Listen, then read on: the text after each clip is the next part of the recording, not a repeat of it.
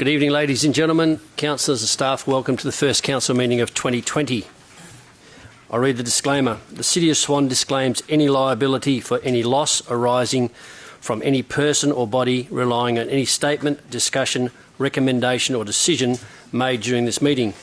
Where an application for an approval, a licence or the like is considered or determined during this meeting, the City warns that neither the applicant nor any other person or body should rely upon the discussion or determination until written notice of an either approval and the conditions which relate to it or the refusal of the application has been issued by the City. Please note that this meeting is being live streamed. The recording will also be archived and made available on the Council's website after the meeting. If you choose to participate in this meeting during the public question time and public statement time, it is assumed that your consent is given for the audio to be recorded. Please keep your comments respectful to councillors and other members of the community. Visual images of the public will not be captured. Conditions of entry. No electronic, visual or audio recording or transmitting device or instrument is permitted to be used. A person who breaches this provision of the City of Swan Meeting Procedures Local Law 2019 will be required to immediately leave the premises. Attendance and apologies. At this point in time, an apology for Councillor Podovnik, who is on leave, and Councillor Scanlon, who is ill. Mr CEO, are there any others? No, everyone else is present, Mr Mayor. Thank you, Mr CEO. Declarations of financial and proximity interest and interest affecting impartiality. At this point, I have one from Councillor Zanino. He has declared a financial interest in item 5.3, the budget adjustments for 1920. As the budget adjustment listed related to a property that he owns and which the City is leasing. Councillor Congerton has declared an impartiality interest in item 3.3, the proposed Henley Brook structure plan, various lots in Henley Brook, as the planning consultant has previously conducted some work for him. Councillor Congerton has also declared an impartiality interest in item 3.7, the proposed childcare premises lot 5, number 152 Cranley Street, Dayton, as the planning consultant has also previously conducted some work for him. Councillor Parry declared an impartiality interest in item 3.10, the proposed outbuilding security booth of an existing place of worship in lot 101 number 25 Suffolk Street, and item 3.12, the proposed classrooms additions at the same address, as the manager of the church is an acquaintance who he has previously worked with. Public question time. Questions. Yep. Are there any other declarations, councillors, before we move on? Or staff? No. We go now to public question items. Item 5.1 is questions which were previously taken on notice. We have questions from Ms Natalie Brown. Your answers are being provided in the green folder. Also questions from Helen van der Laan. Your questions are also being answered in the green folder. Ms Lynn Manuel from Wildlife Care WA Incorporated, and your questions and answers are in the agenda. 5.2 are questions relating to items contained in the agenda. We have questions from Ms Patsy Malloy. Your questions and answers are also in the green folder. Ms Nicole Gill, your questions have been answered also in the green folder. Ms Janet Benham on behalf of the Upper Swan Ratepayers Association. You have a question which has been answered, has not been answered. And that answer will be provided. 5.3 is other questions, questions for which due notice has been given. We have a number of questions from Mr Bob Ellsbury. And those answers have been answered in the green folder. Mr Dave Knight, also a number of questions which have again been answered. And Mr Dwayne Snook, list of questions. We have a number of questions from Mr Bob Baku. Are there any other questions from the gallery? No. We now move to public statement time. First public statement is from Miss Jenny Burnside, the President of the Brockman Community House Management Board, in regards to item 2.2, the proposed Brockman Community Centre 15% schematic design. Is Miss Burnside in the gallery? If you could come to the microphone. And you have 2 minutes. Thank you.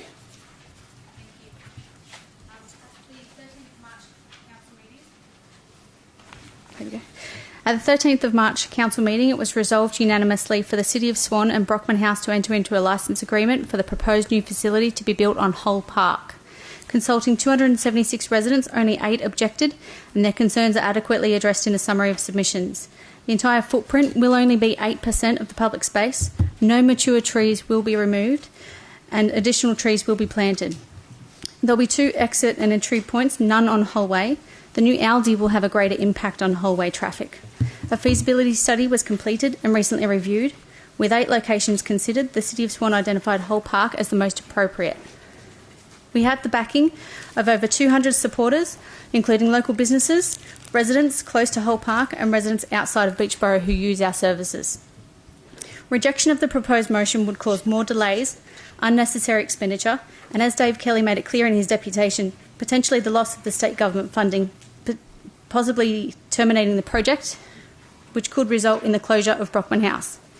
We are a not-for-profit service and are tenants in a building no longer fit for purpose that is planned to be sold and potentially demolished. We have worked with the City of Swan for over 15 years on behalf of the community to develop a suitable, purpose-built facility. How much longer are you going to make your community members wait? And are you willing to stretch their trust and leave them without the vital services that they so clearly want and need? A portion of the $5 million funding has been spent to get us to this point of the project. To reject the proposed location that was identified through this costly research would require significant reasoning. We respect all councillors and community opinions and are happy to work with everyone to address any concerns. But I do implore you to consider your position and your power as councillors.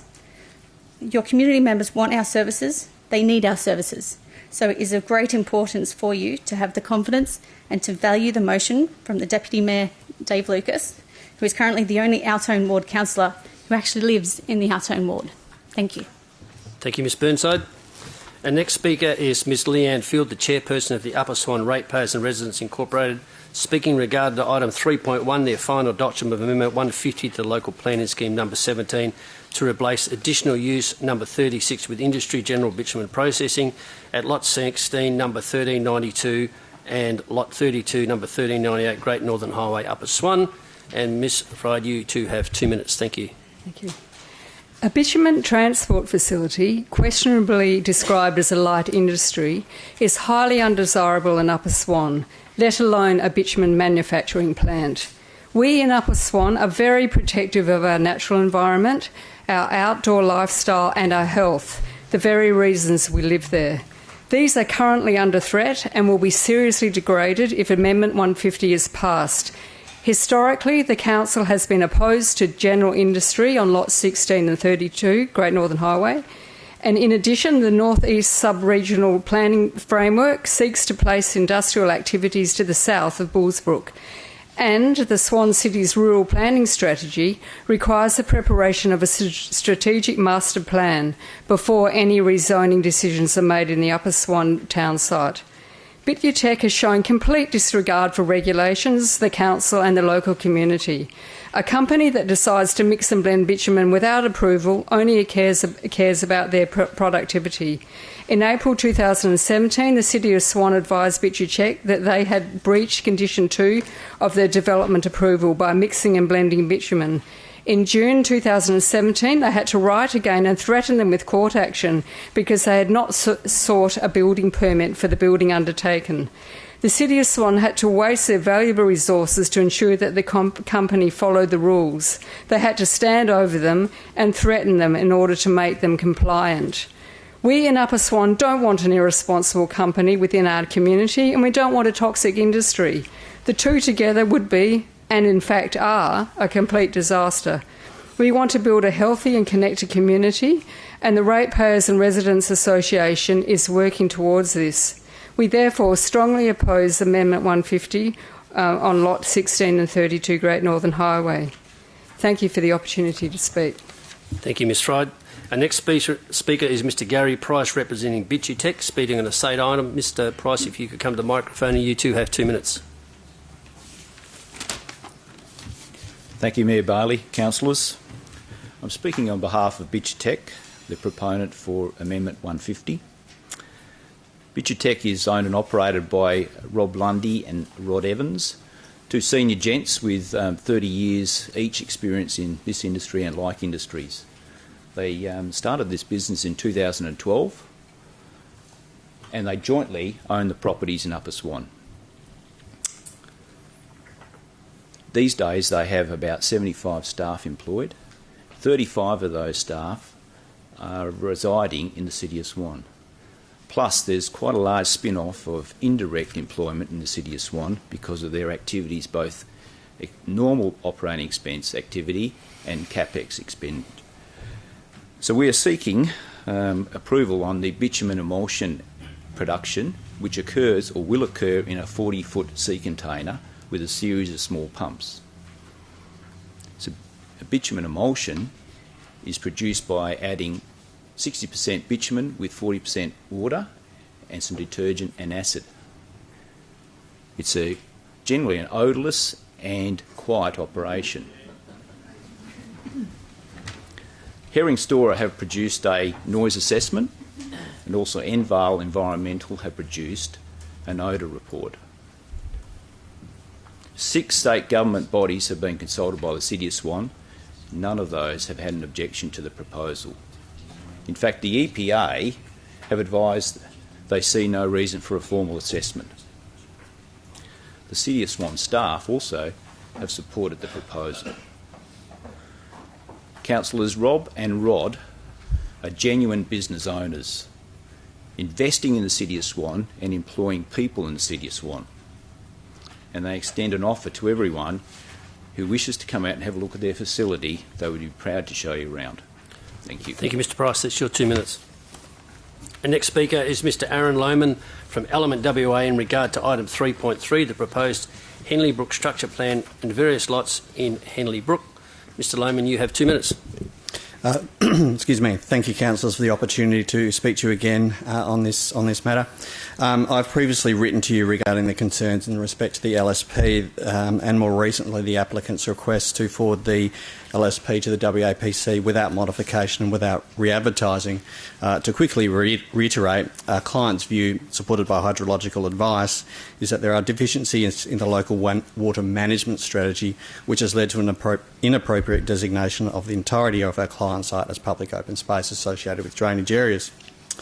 As we have advised, we have significant concerns in respect to the applicant's request for the LSP to proceed straight to the WAPC. These are on the basis of once the council provides a report to the WAPC on the local structure plan, this is essentially the end of the council's control of the process. The next step is for the WAPC to consider the LSP. The WAPC is not bound by the recommendations of council in respect to the city's recommended modifications to the LSP or the proposal to re-advertise. Thus, it may make a decision to not adopt the recommendations of the city in respect to the local structure plan, nor re-advertise the proposal. The only way to ensure that the recommended modifications are undertaken and the proposal re-advertised is for councils to adopt the officer's recommendation presented at the agenda briefing forum. Proceeding with the officer's recommendation is the fairest and most equitable way to proceed with a local structure plan. Should council proceed on the basis of the applicant's request, there is no guarantee that the critical modifications will be made to the LSP. Whilst we understand that the applicant has timing considerations, we note that the landowner should be fully informed and have the opportunity to further comment on the local structure plan. This is particularly so in our client's respect who has POS over his family home. Thus, we request council to proceed on the basis of the officer's recommendation to ensure... Thank you, Mr Lohman. That's your 2 minutes. Thank you. Next speaker is Ms Alison Cundard from the Swan Valley Tourism Alliance in regard to item 3.12, the proposed classrooms additions to an existing place of worship at Lot 101, number 25, Sussex Street, Caversham. Good evening, councillors. We'd actually like to also include in our 2 minutes the item number 3.10, the security booth. It wasn't mentioned on there. You can fit it in, you go for it. Okay, thank you. The SVTA in the first instance would prefer that council vote to defer these applications, given that they are on the same property and obviously are linked developments. Our organisation was unable to fully consider this application given its last-minute addition to the agenda. Further, it was clear from the recording of the agenda forum that the proponent's representative was also caught off guard at the haste in which the second application came before council and couldn't adequately answer questions. The SVTA fully supports the Swan Valley Planning Committee's decision to refuse these applications. However, we respectfully ask that the following questions be considered by Council before a decision is made. We ask that the following questions regarding item 3.12 be asked. Why does the proponent require 8 classrooms to teach Sunday school? And can the proponent provide evidence of other places of worship who have classroom numbers of this size to conduct a Sunday school? We ask the following in regard to item 3.10. What does the proponent identify as the necessity for a security booth at a place of worship? What are the operating hours of the booth? And how does the proponent intend to secure the entire property in order to make a security booth relevant? Finally, we believe that the city planners and proponents using the argument that if Council approves the application, then the city will not then be liable for any potential litigation costs at SAT if they place the final decision for approval or refusal on the WAPC. However, we urge councillors to bear in mind that if, when you consider this application, should it be refused on its merits, then they should vote accordingly. Otherwise, by approving the application, only to avoid possible litigation costs, gives a disproportionate weight to the application when it goes before the WAPC. We respectfully ask councillors to support Councillor Zanino's motion to defer these 2 items. Thank you. Thank you, Ms Cunded. Our next speaker is Ms Helen Mayer, speaking in regards to the Ellenbrook Security Patrols.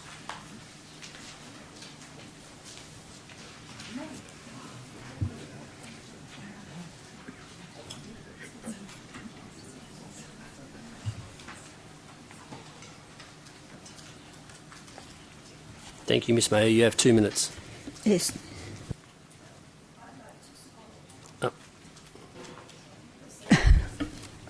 I'd like to support Councillor Jones's proposal for the antisocial behaviour in Ellenbrook.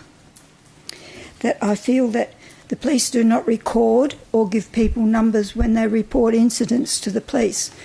This has been reported to the Commissioner of Police and has been investigated at the present time. The stats, I feel, are incorrect for the number of incidents that happen in Ellenbrook.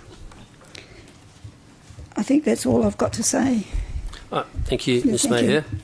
Next speaker is Ms Margaret Forbes, speaking to the same item.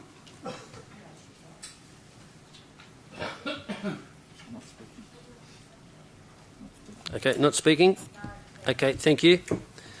Councillors, that note takes us to petitions. We have 1 petition submitted. Mr Mayor, I've had 1 late disclosure of interest, if I can read that out. Thank you, from Councillor Johnson in relation to item 3.3. That's the Henley Brook Structure Plan. He just realised, Mr Mayor, that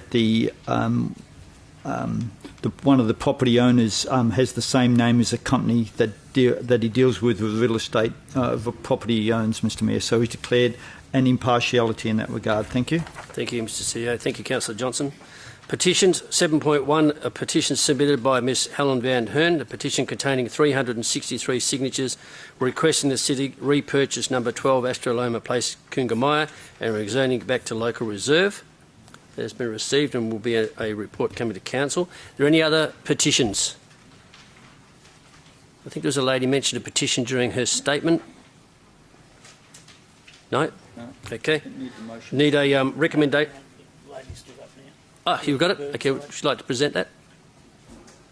Yep, come to the microphone and just read it and present it. Thank you.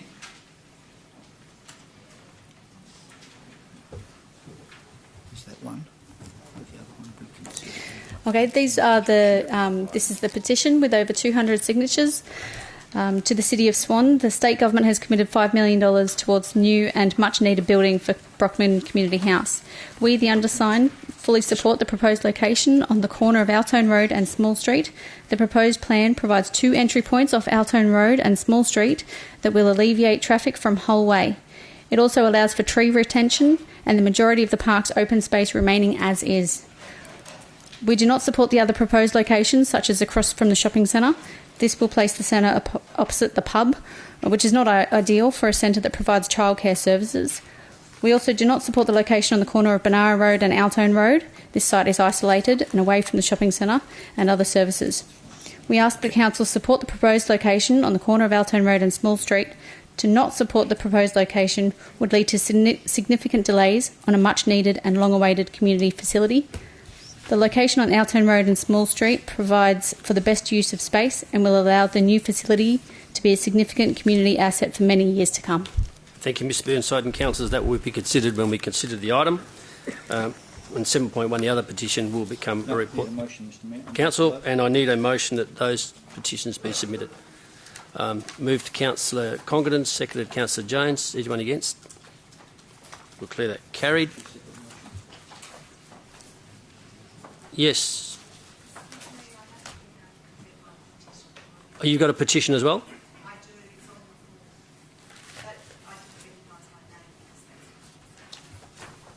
Okay, and you are? Okay, haven't you already presented that? Yeah, I've already received We've already received it. She wants to take it. Well, I've got one here. But she wants to present it. So this is another one, is it? A second, so it's different than the first one? Okay, well, if you'd like to come and present it. Thank you. If you could just read that and tell us how many signatures are on it and what it relates to. Thank you. Thank you very much. Good evening, Mayor, City Councillors and everybody here. My name is Helen Vanderland. I'm presenting this petition on behalf of the residents of Astroloma Place and surrounding areas of Kungamaya. In this petition, we are objecting to the high-density development of 12 Astroloma Place, and we are requesting that the City of Swan repurchase 12 Astroloma Place and rezone it back to local reserve. 363 people have signed the petition so far. We, the residents, have expressed our concerns of destroying the bushland and destroying the positive amenity to the surrounding areas, properties. The city's reply to our concerns that the impact of the amenity on the street by the proposed development is a subjective consideration. This statement proves that the city does not give any consideration to our concerns and to the objectives of the local planning scheme, e.g. enhancing the environment. If we compare the setting amenity of the area with the high-density development without a single tree, we can objectively say that instead of enhancing the environment, this development will destroy the positive ambience of our lovely neighbourhood.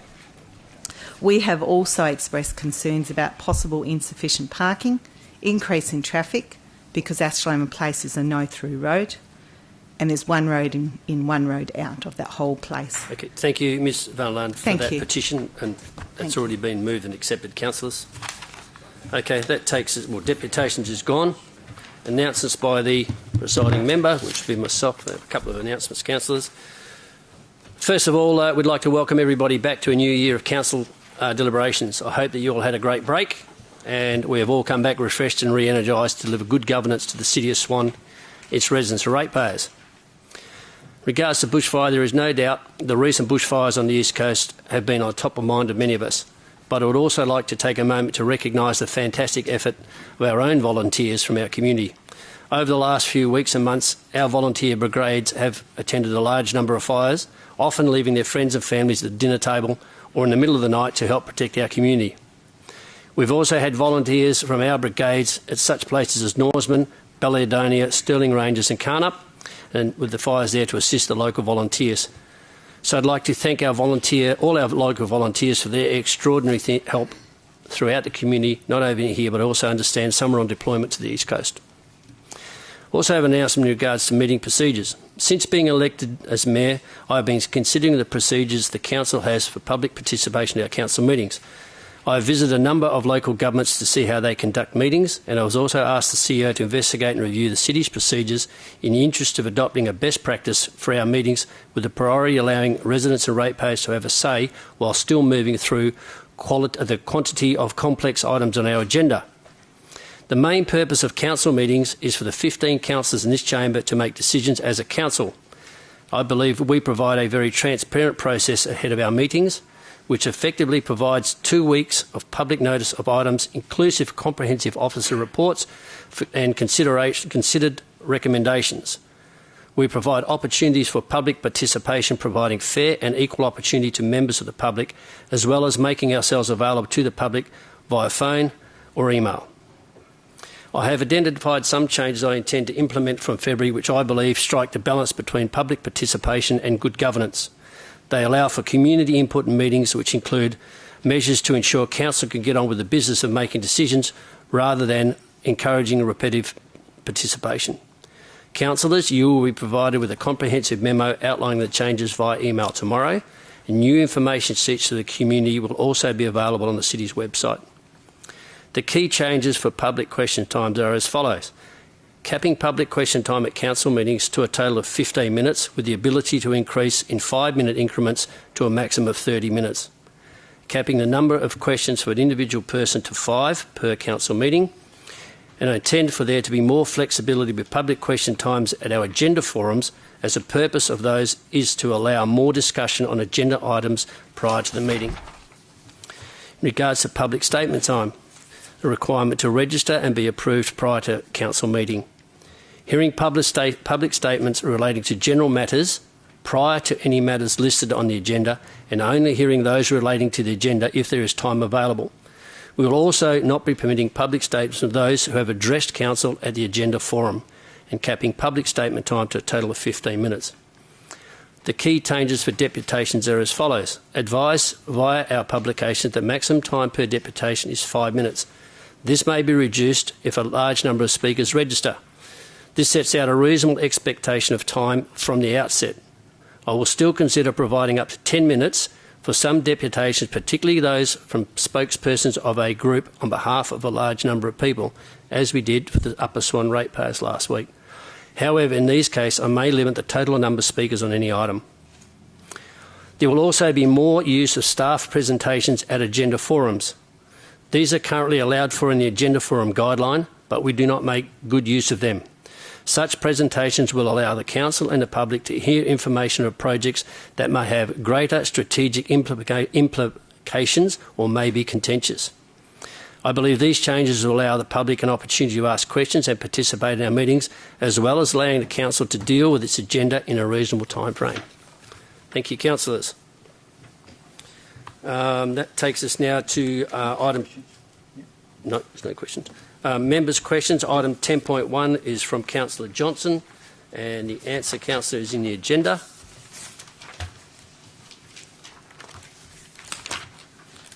Further question from Councillor Henderson. Those questions and answers also appear in the agenda. 10.2 is questions of which due notice has been given. At this point in time, I have nil. Yeah, for which due notice has not been given. At this point, I've been advised of nil. The next one is councillor questions for which due notice has not been given. Okay. Any questions from members at this point in time? Councillor McNamara. Yeah, Mr. Mayor, I've got some questions on Paradise Keys if Councillor Congdon wants to leave the chamber. I'd be more than happy to, Thank you very much. Don't forget to let me know when to come back. Absolutely. 8:30, I'll be gone. My question is to the relevant staff, through you, Mr. Mayor. Has Council approved a sales contract between the City and Southern Cross Care? Mr. CEO. Yes, Mr. Mayor. Question 2. Did the sales contract contain a diagram outlining the land and lot sizes and the boundaries? Yes, Mr. Mayor. Question 3. Were the boundaries of these land lots approved by the Department of Lands? Mr. CEO. Yes, Mr. Mayor. Question 4. Has this Council rescinded any decision or approval of that contract with Southern Cross Care? No, Mr. Mayor. Question 5. Is that decision of Council still in vogue as a legitimate Council decision? Yes, Mr. Mayor. Thank you, Mr. Mayor. Thank you, Mr. CEO. Thank you, Councillor McNamara. Any other members' questions? Councillor Coley. Thank you, Mayor. Mine's in respect to... Someone call. Sorry, Councillor I'll wait until he comes back, if that's all right. Thank you.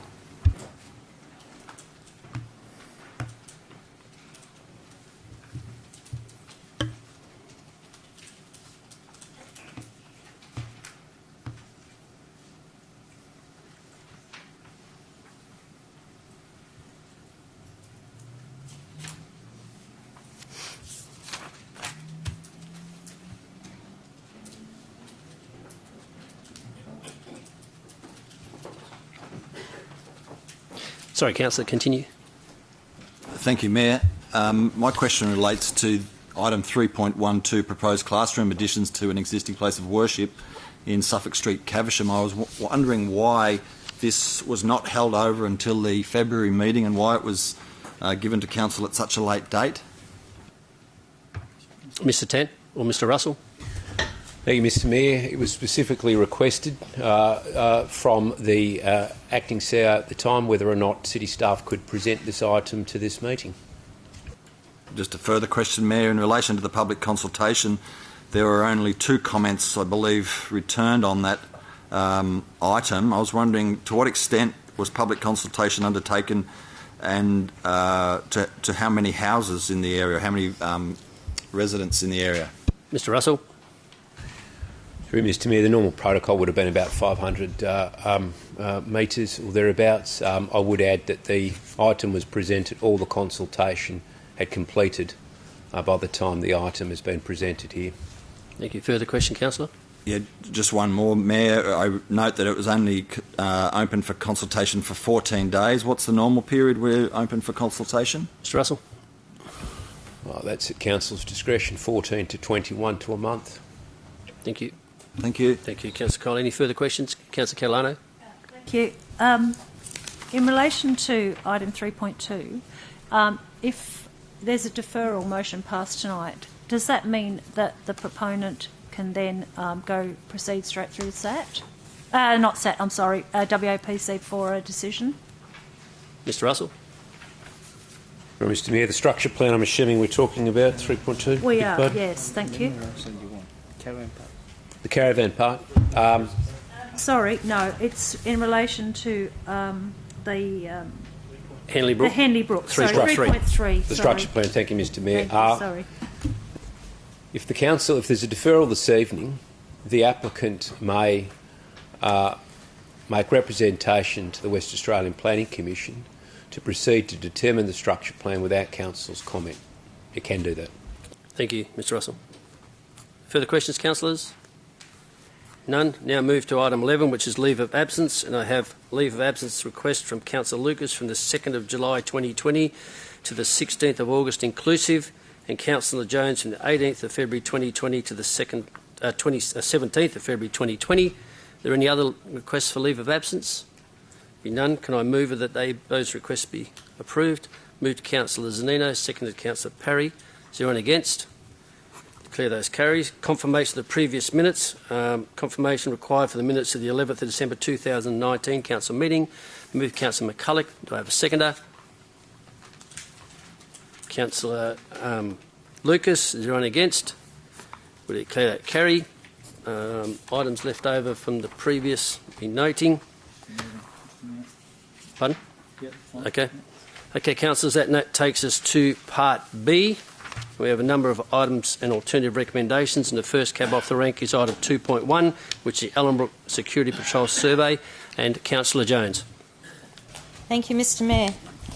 I propose that the Council resolve to defer consideration of this matter to the ordinary Council meeting of Council to be held on the 11th of March 2020 for the following reasons. A, to collect more data on antisocial behaviour occurring in Ellenbrook, to collect more data on current reported police stats and the extent to which antisocial behaviour is captured in this data, and councillors to consult further with the community on the value of the security patrol, and D, looking at the financial impacts on the proposed service on ratepayers. Okay, do I have a seconder?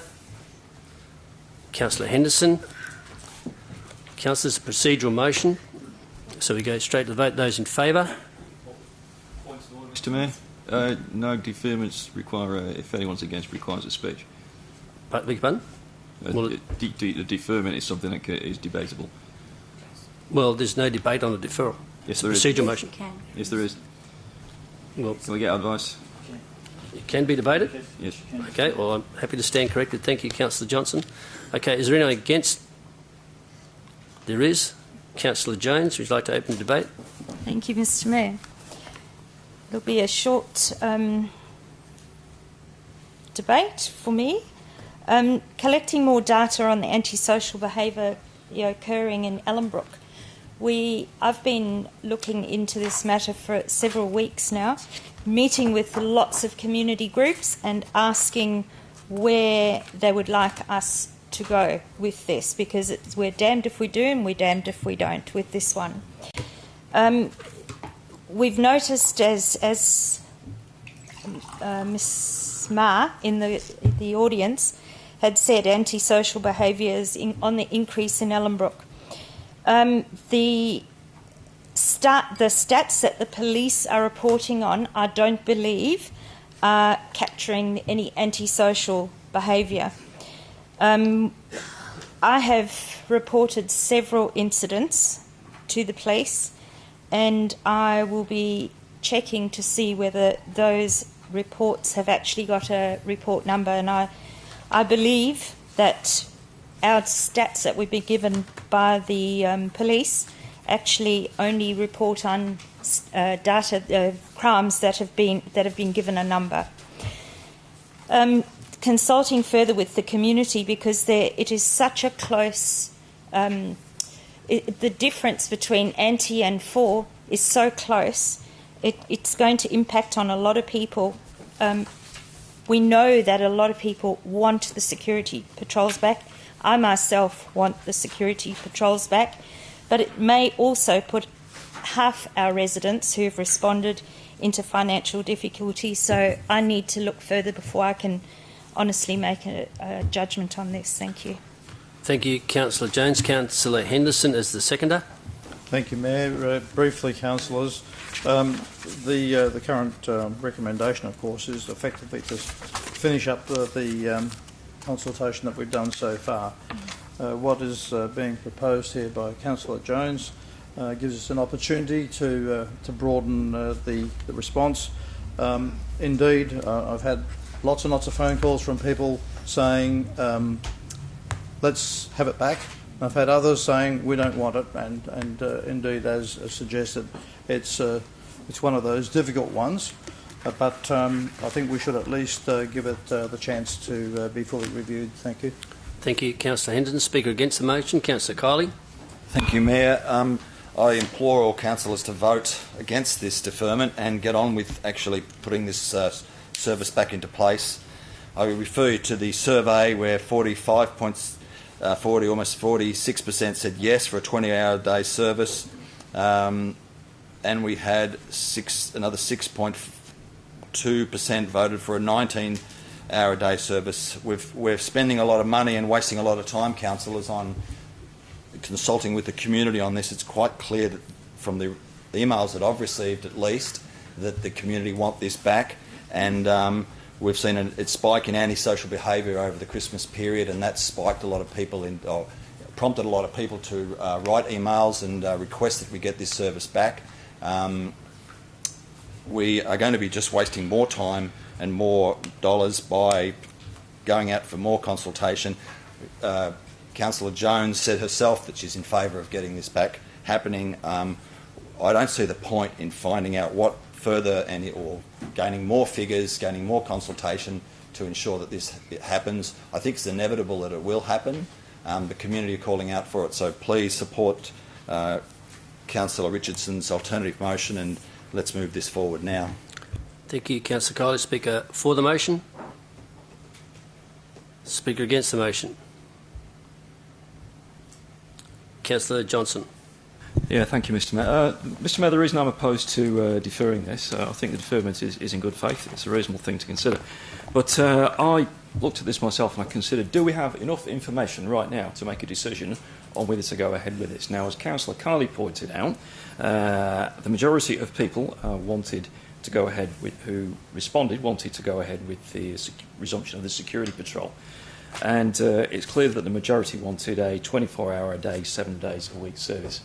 Now, it's a fact that it wasn't a large number of people who actually responded. It was 2,380, it says here. That's a 23.86 return rate. Councillors, a lot of us got elected on less than a 23.86 return rate. So, therefore, this survey is a valid survey, and it's unlikely we're going to get better than about 23%. So I think we've got the information we need to go on. People are saying yes, they do want it back.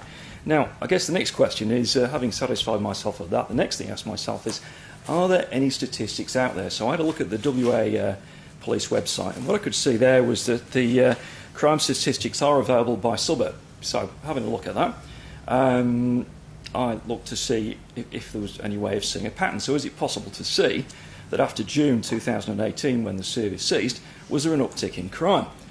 Well, there is. You can see it very clearly in the statistics. Now, if you look at it on an annual basis, on a financial year basis, there's a very clear increase in crime after that service ends.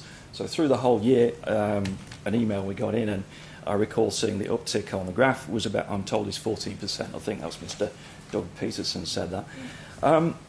If you look at it in a bit more detail, month by month, you'll see a clear rise, then it drops down, then it rises again. But over the whole financial year, it's a clear rise. So I felt that that was sufficient. Now, you could say that those statistics don't necessarily give us enough detail about the kinds of crimes and whether they're the kinds of crimes that would be deterred by a security patrol. Now, obviously, some kinds of crimes are not going to be deterred by a community patrol. For instance, it wouldn't stop white-collar crime, Mr. Mayor, but I believe it would stop antisocial behaviour.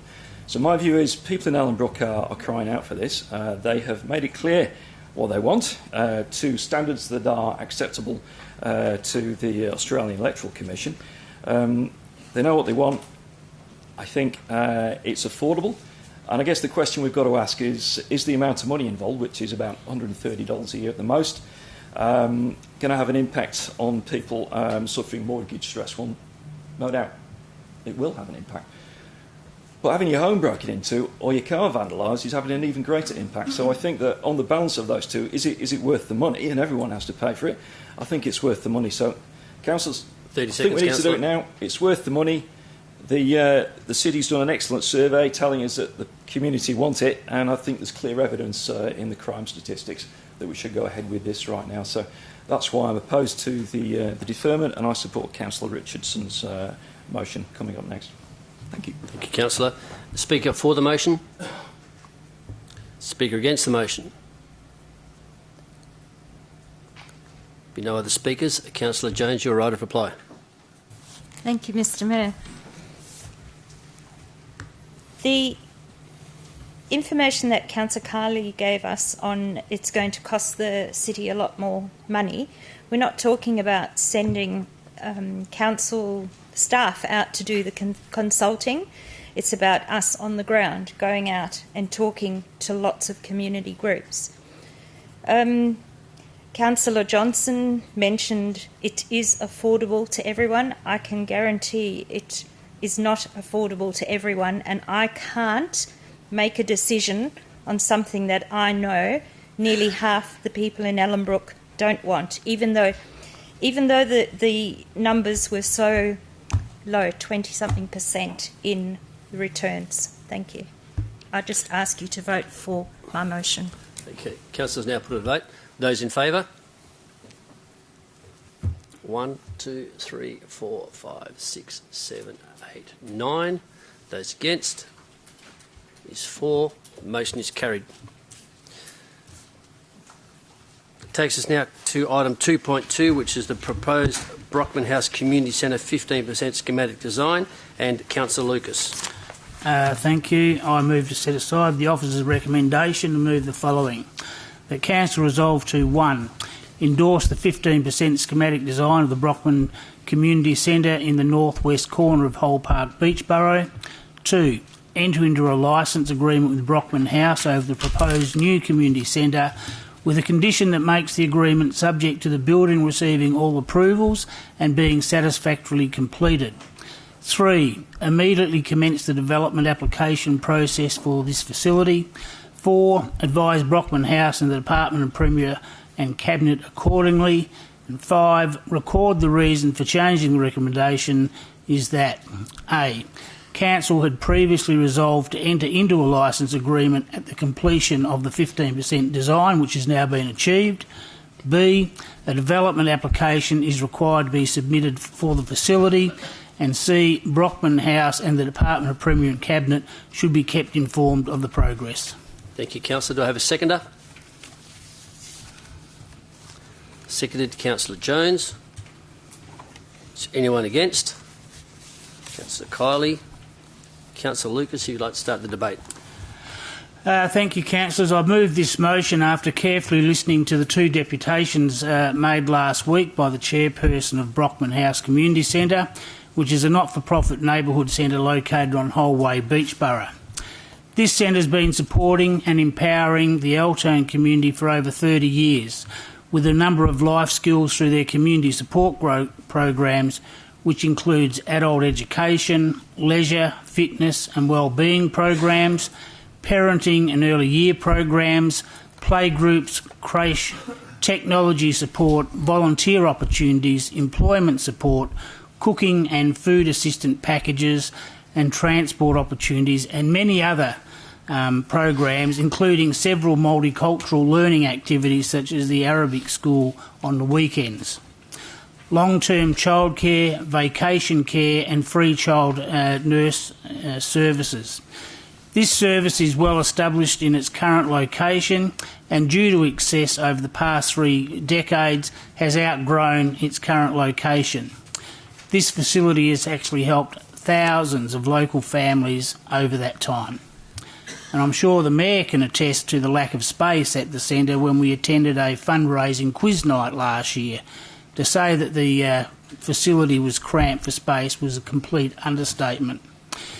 In fact, this issue was identified some 14 or 15 years ago, which caused myself and other ward councillors of the time and the city to start lobbying for funds to build a bigger and newer centre to cater for the Altone and the broader community to access all those services. I've personally lobbied the past 3 state members over this time, from Clive Brown, Martin Whiteley to the current member, Minister Dave Kelly. Federally, I've lobbied Stephen Smith, Tim Hammond and Anne Arley. Prior to the 2017 state election, the then opposition local member, Dave Kelly, committed $5 million. He told us last week how hard it is to get the state government to commit $5 million to a project. After securing that grant, the city staff have worked closely with Brockman House over the past 2 years to plan the new facility and to find the best location for that building. Independent consultants were engaged and a number of sites were shortlisted, and Hull Park was the preferred location for the new Brockman House. Brockman House has been a pillar of the local community, and over 200 residents have signed a petition supporting the relocation to Hull Park, and with the 267 letters we sent out to nearby residents, only 8 people objected. I've just heard you've got to support the majority. Well, that to me is an overwhelming majority of people in support, local residents, in support of moving on to Hull Park. I know I can't please everyone, or we can't please everyone, but I think we've got to please the majority. In fact, I'm a bit of a loss to understand why there's an alternative motion when actually in March last year, Councillor Kiley actually moved the motion to enter into a licence agreement and to build Brockman House on the northwest corner of Hull Park. This motion was then unanimously supported by Council. I'm now going to read that motion. That Council resolve enter into a licence agreement with Brockman House over the proposed community centre being constructed on Hull Park, Beachborough, at the completion of the 15% design phase, subject to the building receiving all approvals and satisfactorily completed. Advise Brockman House and the Department of Premier accordingly, and record the reason for changing the staff recommendation is to conduct proper and orderly planning approvals and construction for proposed development prior to entering the licence agreement. And that was the location in March last year's agenda, the northwest corner. That's where I'm currently proposing to have the building put. I've listened to the deputation of Dave Kelly last week. The local member stated that Brockman House was the most important deliverer of social services in the area and has been well known for many years that it has lacked space and the building is greatly outdated.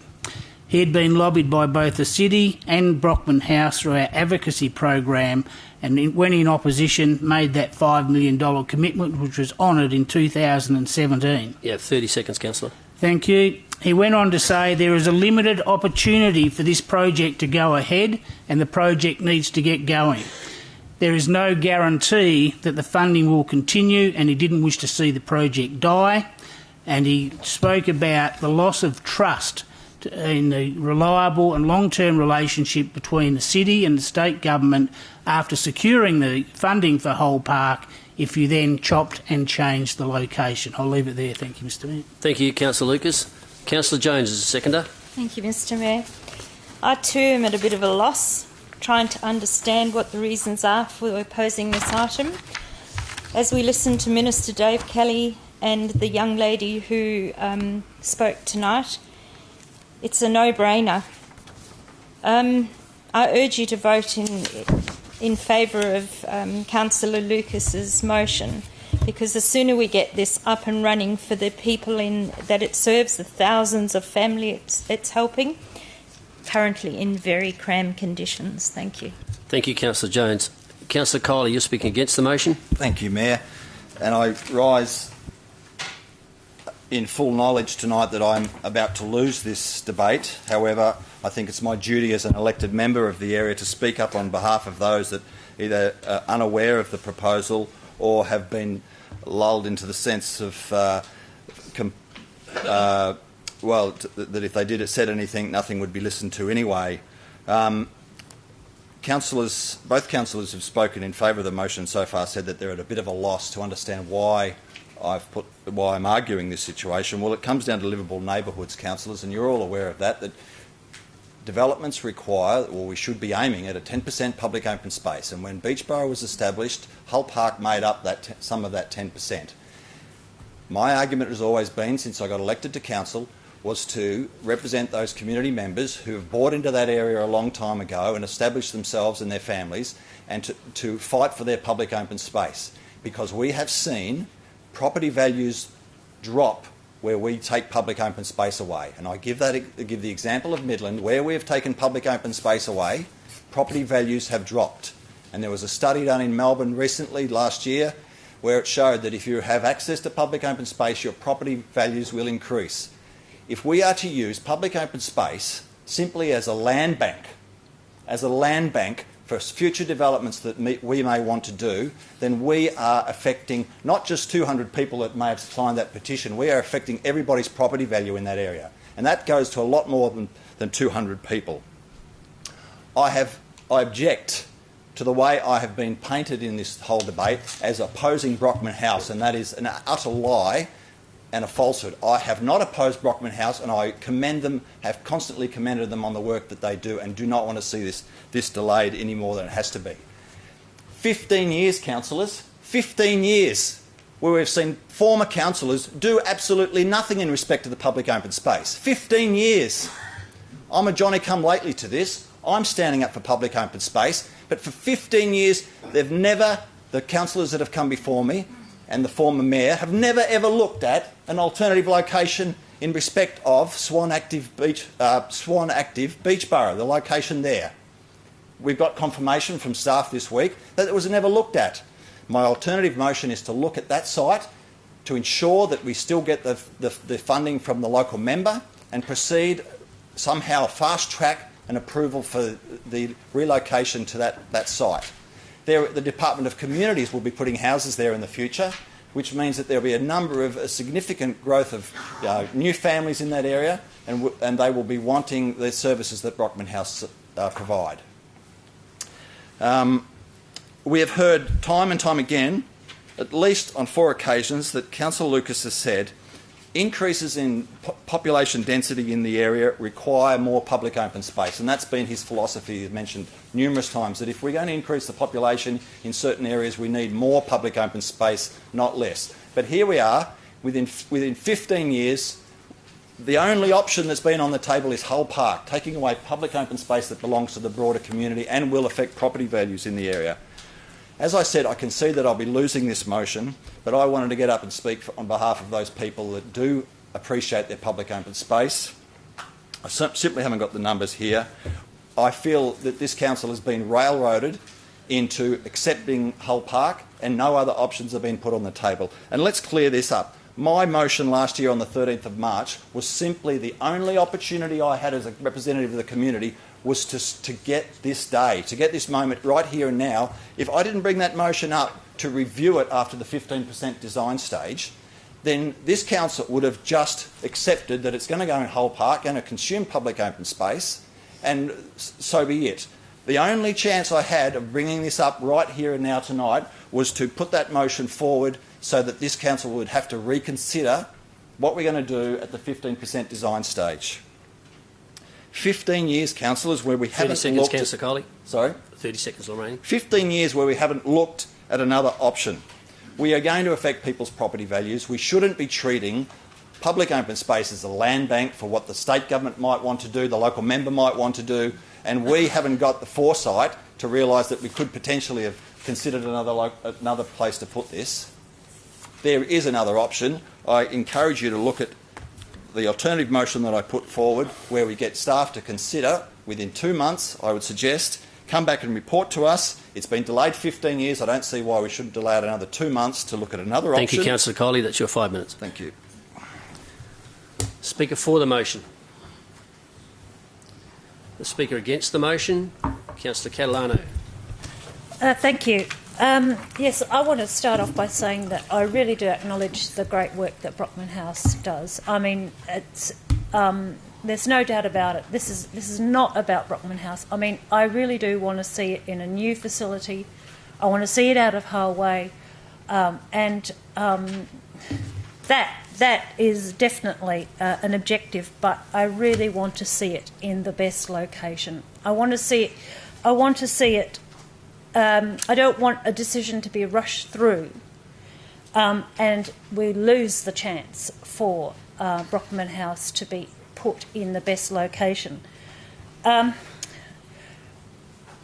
might not be a resident of the Old Home Ward, but I've definitely knocked on a hell of a lot of doors in Beachborough, and particularly the people in that area along Hull Way. They are absolutely livid about the amount of traffic and parking congestion in that area.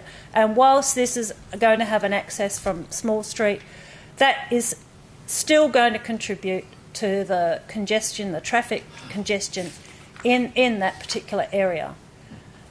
We've got submissions actually in the officer's report that says that, you know, effectively 9 out of 10 people who actually bothered to make a submission, and making a submission is not something that people do as an everyday thing. They go out of their way to make these submissions. 9 out of 10 people said they don't want to lose the public open space. And I've had people also contact me and say they didn't even know that Brockman House was being relocated. So it's the public open space issue. It's a thin end of the wedge. You put the Brockman House there, guess what? We need more parking. Guess what? And before we know it, there's no or very small amount of public open space for a large number of residents who are used to walking their dogs there, who are used to having that public open space. Now, but the point is, though, as well as that, I mean, the benefits of considering Brockman House down at the community hub is just enormous. I mean, the community facilities really ought to be together in one hub. It's the hub for the community. It's not impacting on any kind of residential public open space. It's the hub. It's you go to Brockman House. Another member of the family can go into the library. They can go into the gym. They can do the other all the other activities that are in at the Eltone hub. It wasn't looked at, and really, we need to make sure that Brockman House, for all the great work it does, and it really does do great work, it has to be located in the best spot. That's what we're here for. We're here to make sure that the best planning outcomes can be achieved, not rush things through. And I mean, I heard from Dave Kelly, and I understand that he wants to get it through, but I really don't think that this would take a lot of time to actually get that alternative location looked at, and because there is plenty of room there.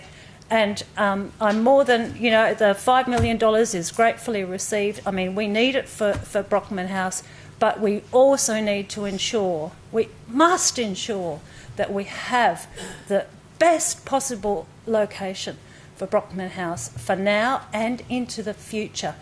So please consider that. I'm sure that we can come up with the plans for an alternative location in a short amount of time. The building's ready to go. It is doable, and it should be doable to achieve the best possible outcomes for the community and for the Brockman House community. Thank you.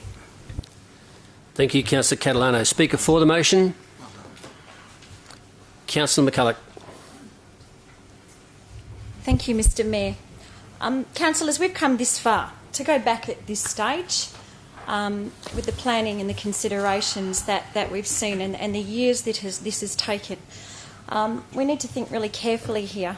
We know the great benefit Brockman House is and has been to the community, and reconsidering locations when other locations have been considered over the years, reconsidering them now is like 6 steps forward and 5.5 steps back.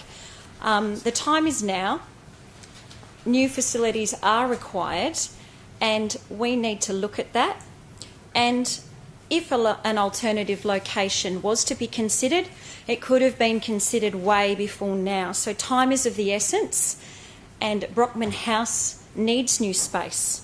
Councillors, when you were looking at our reports in the agenda and the community consultation responses and the summary of submissions, you will have noticed as well that we're talking about traffic issues, we're looking at so many different aspects. But no mature trees will be lost as a result of the works, and additional trees will be planted in the car park for shade at a rate of 1 tree per 4 bays. So our public open space is like for like. It's lawn for lawn if we're looking at Councillor Kiley's proposed motion. But even then, if we're looking at time being of the essence, we're saying Swan Active Beachborough site between the existing car park and Altone Road, but then in brackets or potentially a more suitable area near Swan Active Beachborough. So we still haven't decided, and it is going to take considerable amounts of time to reconsider, and we don't have that time now. So councillors, we can see that the space has been considered on Hull Park, that there is also an additional entry and exit on Altone Road. If we go back to considering near Swan Active, and mind you, it is just around the corner. And so community hubs are essential as a community hub, but there are other community facilities placed strategically within short distances that complement that strategic setup. So please think of that as we consider this. And also, councillors, if we come back to Hull Park, the rear of the building will be screened by existing trees when viewed from Hull Way. Traffic numbers will not change significantly as the childcare operation will be catering for a similar number of children. Councillors, what's the road we're talking about? Monara Road is an incredibly busy road, and to look at the traffic considerations there and reconsider that with this potential location, again, we are looking at time, and to expedite this is not practical.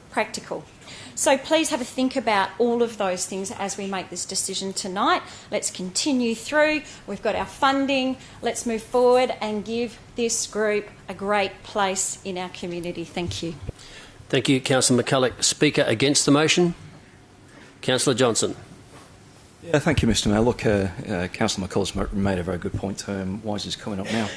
And the way to answer that is to roll back 4 years. And 4 years ago, Mr Mayor, the ward councillors were for Altone were, of course, Councillor Fardig, Councillor Wainwright, and, of course, Councillor Lucas, who's with us now. So we've had a big change. We've got 2 new councillors. And I was a new councillor. I put up my hand to go on the Altone ward tour.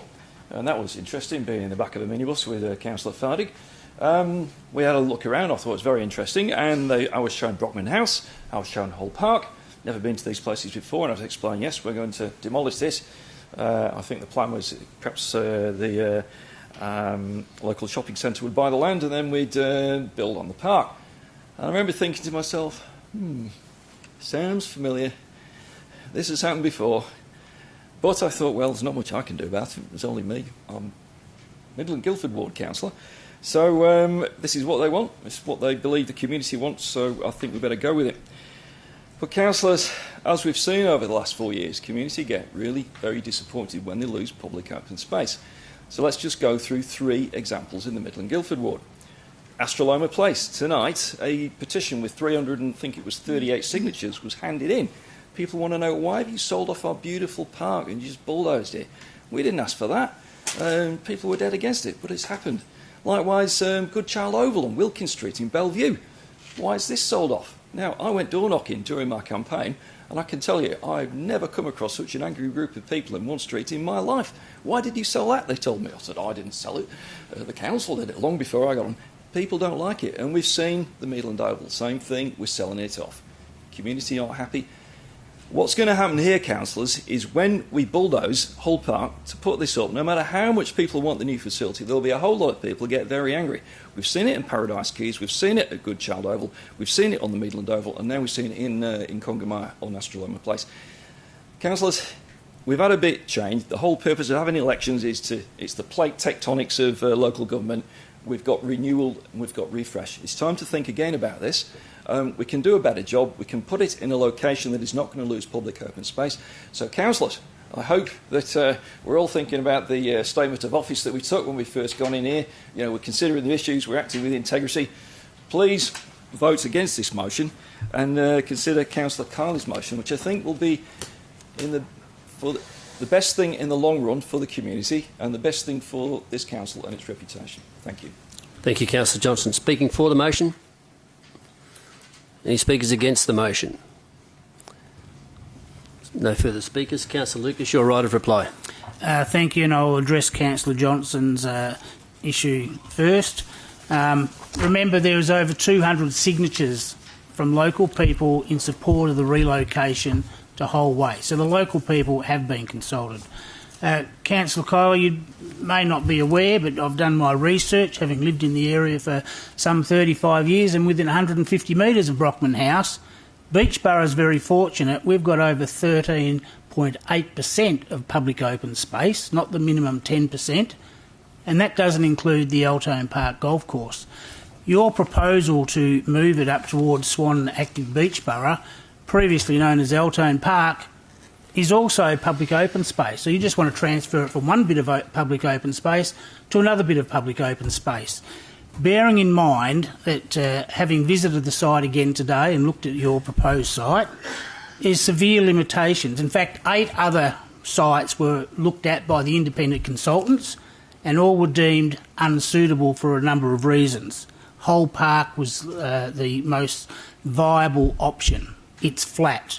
Your location is suggested between the footpath and the existing car park. Not only does it slope from the south to the north going into the car park, it slopes from the west to the east. Either major site works would need to be done to dig into the earth, or you'd have to build the building up, and all that money would have to come out of the existing $5 million. In addition to that, the current building's been orientated to take the best solar facilities. So currently the building is designed to run north-south. Your proposal, the building would be running east-west and stuck between Benara Road and a car park. What a great outlook for the people using that facility. It was considered, it didn't even make the short list because it was unviable. You mentioned 15... Just a point of order, Mayor, if I could. Could we get confirmation that it wasn't considered? Because we were told this week in an email that it was not considered, that site. That's right. Councillor. Well, I think you've had confirmation from Mr Coaten previously, as you mentioned, so you've got a point. It was considered, but it didn't even make the short list. There was 8 other sites, and you went on about going back 15 years. We only got the government grant in 2017 after the March election. So even 4 years ago, Councillor Johnson, we didn't have the money. We got the money not quite 3 years ago. In March last year, based on your motion, Councillor, the staff have gone off and prepared everything for the northwest corner of Hull Park, and last week you throw a spanner in the works in my point of view. The local people have been consulted. The petition supports that. 30 seconds left, Councillor. The land in front of your proposed motion may be required when Benara Road is dualled in the future, and I would hate to see a quality facility stuck between Benara Road, the car park at Swan Active Beachborough, which is overflowing. In fact, today when I visited, there must have been 20 cars parked on that grass as overflow car park, and if you go there regularly, you'd see how busy the car park is. So, councillors, I'd encourage you all to support my motion. Let's get this project happening. Let's not jeopardise the $5 million grant that's been given to us, and support my motion. Thank you. Okay. Councillors, those in favour? 1, 2, 3, 4, 5, 6, 7, 8, 9. Those against? 4. The motion is carried. Councillor, take us now to item 3.1 is the final adoption of Amendment 150 to the Local Planning Scheme number 17 to replace additional use number 36 with industry general bitumen processing at lot 16, number 1392 and 1398 Great Northern Highway, Upper Swan. And Councillor Henderson. Thank you, Mayor, councillors. I move that Council resolve 2, 1, concur with the submissions made in opposition to the proposed amendment and not support the amendment on the grounds that the introduction of an industrial use in the form of a bitumen processing is likely, through emissions, to adversely impact the rural and residential amenity of the locality. Thank you. Do I have a seconder? Councillor Zanino. Is anyone against? Motion is carried. Councillors, the next alternative motion is item 3.3, which is the proposed Henley Brook structure plan, various lots of Henley Brook. Councillor Congerton and Councillor Johnson have declared impartiality, and Councillor Congerton. But I can talk on it. Thank you. Thank you, councillors. The motion is to defer consideration of the proposed Henley Brook local structure plan to a future meeting of council in order to allow residents of Morganfields to make further submissions on the plan, and in addition city staff to write to all landowners to ascertain the percentage of landowners willing to participate in the local structure plan and subsequent development contribution plan.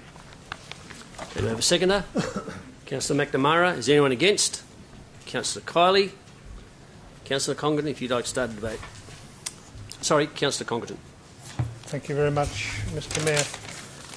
Mr Mayor, I've had several meetings with residents of Morganfields who wish to make further comment in relation to some of the buffer zone setback, some of the size of lots abutting the northern sector, and also with the size of land to the south and to the east.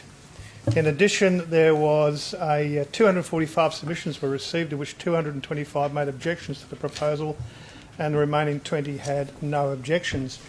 And in addition to that, I was sitting looking at some of the information sent to WAPC in the submissions, and I was aghast to find out that some of those submissions didn't even have a name on them, and they were accepted. These are a blank form on the front, no name, no address, and a signature on the back that you can't legibly read, and dated, and these have been accepted by WAPC. You've been given a plan tonight of all of the lot numbers and the reference map, and you will note on there is a structure of the colour coding which would indicate those who have accepted, those who have rejected, and I really would like to draw your attention to the number of public open space lots.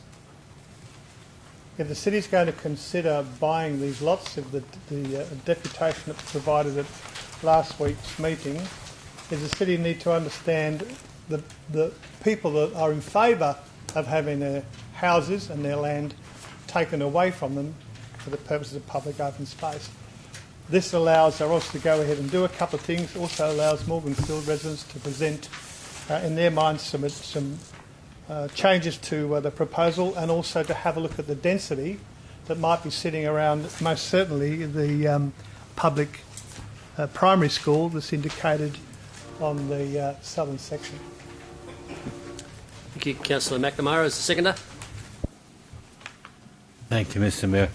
Mr. Mayor, look, notwithstanding the fact that some of these residents that are affected residents have been waiting many years for this particular subdivision to come to the council, a lot of them are actually unhappy with the actual development plan itself from the point of view of their contribution.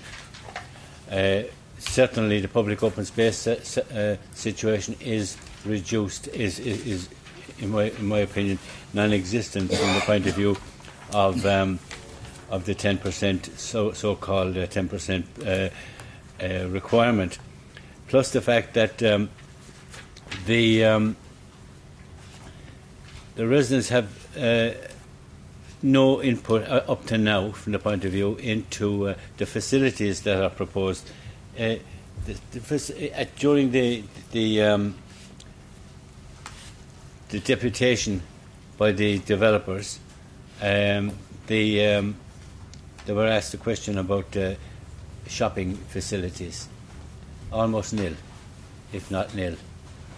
So basically, giving the residents another chance to have a look at this and getting the real picture as to what their belief is from the point of view of the final outcome, then I think that there's no problem whatever with me in actually waiting for another few weeks or even a month or so to find out what is the actual feeling of the residents with regard to this development. Thank you, Councillor McNamara. Councillor Kiley is a speaker against the motion. Thank you, Mayor, and thank you for letting me oppose this motion. I concede once again that I'll probably lose this motion. However, I think it's a great opportunity to bring this up and get some discussion because, as you can see in the gallery, councillors, we have a number of people here that have come to listen to our debate on this. I have no problem whatsoever with the deferment of this item. However, this opportunity to speak to it is, I think, important. And this structure plan is of such great complexity and importance to the community that I think such proposal should maybe come before council, not just the one time, but maybe 2 or 3 times before we make a decision. And I just take this opportunity to draw your attention to the alternative motion in respect of providing public open space as a buffer between the Swan Valley planning area on the far western side of the proposed development, that we should have a buffer zone. And you will note in my alternative motion that we may be able to consider in the forthcoming month that this might be something that the community might want to consider as well, that we maybe have a buffer zone of some 80 metres between Henley Brook Avenue, I believe, and then the actual structure plan. The other idea was to increase the density on the far western side to the west of the pipeline to some R60 zoning, and to the west side of the the east side of the pipeline, bring the density down as we transition towards the Swan Valley. The other idea was the proposal is that you'll note that there's only one significant tree being retained in the current structure plan, whereas I've put in at least 30. I mean, I think we need to start look at the environmental factors and the effect it has on the endangered species in the area, and maybe try to achieve, if we get the opportunity in the forthcoming month, to look at the amount of damage we're doing to the environment, and look at the wetlands, the effect we have on the wetlands in the area, the effect we have on the Carnaby cockatoos and other species that nest in the area. So as you can see from my alternate motion that I've proposed, we save at least 30 trees and have some sort of aim to do so, especially seeing I believe we've accepted the belief in climate change. Maybe we should do more in these structure plans to try and do something for the environment. You'll also notice that I've proposed a 20-metre buffer zone to the northwest between Morgan Fields and the proposed structure plan, so that the properties there would be a clear delineation between Morgan Fields and this new structure plan. That's the other proposal there. And of course, we need to look at a commercial centre. If we're looking at environmental reasons, we need to have a commercial centre where people can walk to get some bread and milk, rather than get in their car and go up to Ellenbrook or Averley. We need something. It doesn't necessarily have to be that large, but maybe it's an IGA or something in a coffee shop or something to provide amenity for the community there, and not rely on the cars to get out. The last thing I want considered, if the applicant doesn't take this straight to the WAPC, and we do get a chance to review this in the forthcoming month, that I would like you to consider the idea of recommending to the WAPC that they ask us to re-advertise this after they've made some sort of comment on it as well, so that we're not doubling up. And this was the applicant's suggestion last Wednesday, which I think is a good idea, that the WAPC get to make some recommendation to it before we re-advertise, so that we get a thorough look at this application. So thank you for indulging me, and that's probably all I need to say at the moment, but encourage all councillors to look at what we can do to make this better, because at the end of the day, this is the last chance we get to make this structure plan right. And we're running out of space that we need to create structure plans for. Most of Altone Ward, for example, is already occupied. It's already been done. But this area, we need to really look at it in forthcoming month, and hopefully we get that opportunity. Thank you. Thank you, Councillor Kiley. Speaker for the motion. Question, Councillor Henderson. Mayor, there was discussion in the last debate about buffer zones to Henley Brook Ave and buffer zones to Morgan Fields. Who would pay for those buffer zones? Mr CEO. Mr Russell. Thank you, Mr Mayor. As I understand Councillor Kiley's motion of extra public open, in the form of extra public open space to those sides of this structure plan areas, that would be public open space. Public open space would be a DCP mechanism to accrue a cost towards that.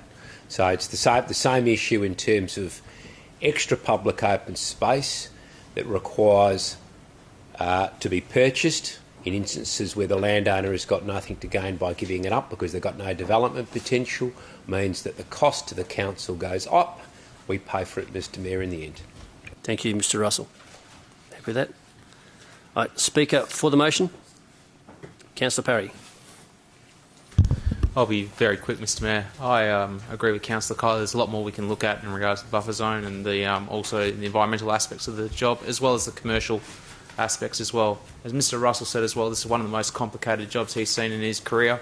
I believe it to be a prudent and conservative nature to ensure that we continue to look at further options and everything else like that. Also, the commercial shopping centres is also an issue for a lot of these people that I presume, if it's like Brabham and also like Dayton as well, that will have young families living in the urban corridor.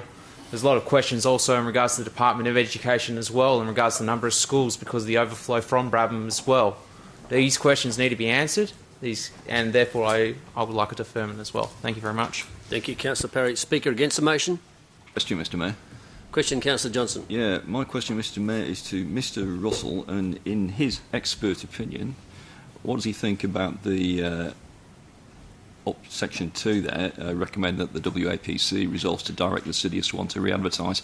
So the slightly different process. What's the benefit of sending it to the WAPC first for let them to have a look at it, as opposed to just sending it back out directly for consultation? Could he please advise? Well, Mr Russell, it might be worth explaining the process when you send something to the WA Planning Commission and what you get back.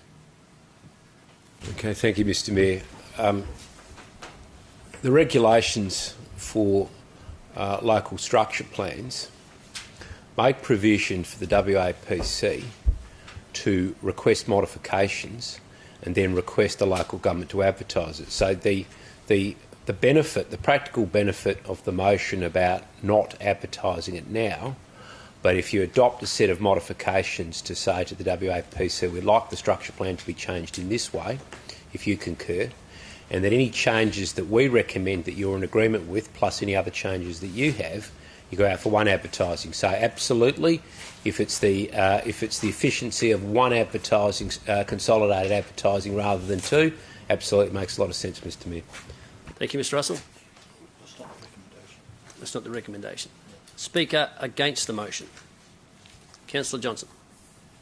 Thanks, Mr Mayor. Look, Mr Mayor, I'm opposed to this deferral because I think that Councillor Carley's motion is superior because it allows... we've already had a very extensive consultation with the various developers, the landowners and the local community. And we've come up with, it appears that the staff have come up with an enormous number of changes. As Mr Russell says, it's the most complex job he's ever done. And then we're going to send it to the WAPC to get their input. And then it will be re-advertised if this happens. And the result is that those members of the community who've got something to say will be able to do that. But they will be commenting on a revised and updated structure plan. So the consultation that those people wish to do, the residents of Morganfield, it will be a superior process for them. It will take less time. It will be a case of getting on with it. So, councillors, I urge you to support Councillor Kiley's motion, which is in effect almost identical to the staff's recommendation, with a few excellent changes. So, please vote for Councillor Kiley's motion and vote against this motion. Thank you, Councillor. Speaker for the motion. Any further speakers against the motion? In the case, Councillor Congren, your right of reply. It's 3 minutes. Thank you, Mr Mayor. I'll continue to talk to my very inferior recommendation, not the superior one, as you suggest. You might note, councillors, that the changes that are proposed by Councillor Kiley are talking about the buffer zone increases, where there were no buffer zones at all. And the intent of the deferral is to actually meet and consult with the residents of Morganfields in respect to that very thing. Now, you're suggesting that in your alternative motion they're going to be happy with 20 metres. Someone's going to be happy with 80 metres because you have suggested it. I'd like to know, have you consulted with anybody from Morganfields? I'm asking you, have you consulted with anyone in Morganfields in respect to these proposed buffer zones? Councillor Congren, I would remind you that it's not questions, it's your right of reply. Oh, well, thank you, Mr Mayor, in my inferior motion. I have taken the time, Mr Mayor, to talk to these residents. And they would like to express their view on whether a buffer zone of X, Y, Z, D or E is appropriate for the land abutting that. And given consideration that they had special rural blocks before it was changed, diminishing the buffer zone completely, where if you take the gas corridor on the other side with the large buffer zone as being adequate. There should be a transitional zone of R2.5 on the eastern boundary. And what we should be looking at is the proposed school that is going to increase in size directly beneath Morganfields is all of the other association issues with a greater POS is added, another burden on somebody for that.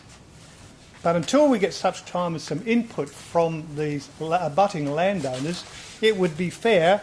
I'm not asking you to reject it. I'm asking you to defer it. Then you can bring it back and you can have as many goes as you like, Councillor Kelly, as many goes as you like, as you have suggested. But not here have you suggested that. You've suggested, with your couple of amendments, without discussion with any landowner, send it to WAPC. Well, I'm sorry, I can't do that. Thank you, Councillor. No, we're finished now. Councillor, all right. I now move the motion. Those in favour of the deferment? 1, 2, 3, 4, 5, 6, 7, 8, 9, 10. Those against? 3. The motion is carried. No, we're done. The next motion, councillors, I have is item 3.5, change of use for place of worship at lot number 2, number 36, Arbonne Way, Lockridge. And Councillor Lucas. Thank you, and if I could direct everyone to page 255 where the recommendation is, and I move to resolve that Council resolve to 1, adopt the officer's recommendation with condition 4 amended to read as follows. 4, the maximum occupancy of the premises is 70 persons. And 2, record the reason for changing the officer's recommendation is to not limit the permissible hours to allow for services for significant Christian events, weddings, funerals, etc. for congregation members as required. Do I have a seconder? Councillor McCulloch. Is there anyone against? Councillor Catalano. Do you wish to debate it, councillors? Councillor Lucas, if you'd like to open the debate. Yes, thank you. We heard a deputation on behalf of the church group that they wanted to be able to hold weddings, funerals. They haven't had any to date, but would like that opportunity. They were happy with the hours proposed in the original motion of 6:30 to 8:30 Saturdays and Sundays from 1 p.m. to 3 p.m. They don't see themselves working outside those hours, but when I discussed this with the planning staff, and the reason the original condition 4 was there is because that's what the applicants put in their original application. They limited themselves, and then they asked during a deputation, well, we might want to hold a wedding, we might want to hold a funeral, which would be outside those hours. And the original application meant that they would have to make an application to the city to hold an event outside those hours. The city would have to assess it using more resources and then either give them an approval or a refusal. So to streamline things, this is a church group. It's not a disco. They're not going to be holding events on any other days other than Saturday and Sunday, unless somebody's getting married, someone's having a funeral. They wanted to include Good Friday and Easter Monday if they wanted to have an event. So the easiest way was to just limit their occupancy to 70 persons. I won't say anything further. I'll hear what the objection is and then have my right to reply. Thank you. Thank you, Councillor Lucas. Not yet. Councillor McCulloch is the seconder. Yes, thank you, Mr Mayor. Councillors, as we know, for every approval generally through our areas with churches and temples and such, comes some of those special occasions as well, which all are entitled to experience and partake in with their faith. So this just brings this into line with all of those other places of worship, churches, temples, and the like. So please consider that. Thank you, Councillor. Councillor Cole, are you indicating an amendment? Can I hear it? I'd like to put in the service times back into the amendment at point 4, if I could, by stating in the approval that the Saturday 6:30 to 8 p.m. and Sunday 1 p.m. to 3 p.m. is the service times that are proposed, so that there's some clarity for the community as to when the services would be undertaken. And there's a church beside it which may conflict. So at least if we establish the dates, the times, we can avoid conflict with use of car park and etc. Okay, Councillor Lucas and Councillor McCulloch has moved and a seconder. It's not needed from my point of view, Mr Mayor. Not needed. Okay, but then in that case, Councillor, you're going to have to move a motion and go to debate. Can I have a seconder for the amendment? Question, Mr Mayor. No, you don't wish to go that path? Okay. A question? The question's not relevant, Mr Mayor, if we're not going ahead with them. Okay. Is there anyone against the motion? Councillor Catalano? Yes, thank you. Well, it's the unlimited hours that is the problem, and it's particularly so since there's already the shortfall of the 10 parking bays. The officer's report put in the condition that, you know, for any activities outside of that 3.5 hours, that it should be an application to council, because they need to assess the impact that these particular activities are going to have on the community hub of the community facilities in this part of Lockridge, especially since Arbon Way is a very small street. It's a very residential area, but the fact is that there's actually a shortfall of parking. And I was down there on Sunday morning, and the car park adjacent, which is the one that they're going to use as a spillover for their their shortfall of 8 car bays actually was already 80% full. I don't know what it's going to be like on a weekday. So, I mean, and I also want to point out that that's based on a car bay for 4 people, I believe. So there's going to be these 70 people there. I'm sure not 4 of them are going to rock up in a car. I'm sure there's going to be quite a few vehicles there. And if it's going to be unlimited, then there's going to be a lot of vehicles there at all kinds of times. And we're going to end up with a lot of complaints about people parking on verges, about congestion, about the unlimited hours just being inappropriate for that space. Now, I think that the church starts up with the 3.5 hours and just see how they go. Just see how it goes. They might not need to extend. I mean, and the thing is that it might not be so onerous to actually make an application to the city. If there's complaints about the parking through, that process that the officers themselves recommend, which is the one I'm pointing out, which is the 3.5 hours with the assessed extra time, that if there's complaints from residents, then we know about it and we can do something about it and we can address it. If we approve this particular motion, I'm afraid we're going to be lumped with a lot of complaints. I'd like to, if this doesn't get approved, I'd like to foreshadow that we adopt the officer's recommendation. Thank you. Thank you, Councillor Catalano. Speaker for the motion. Any other speakers against the motion? Councillor Kiley. Thank you, Mayor. I'll be brief. Councillors, I'm somewhat forced to accept the officer's or support the officer's recommendation rather than this amendment. The officer's recommendation states that the maximum occupancy at the premises will be between 6:30 and 8 p.m. on the Saturday, and on Sunday between 1 and 3 p.m. And as I stated before, there's an Anglican church that's right alongside, and there's a car park with limited numbers.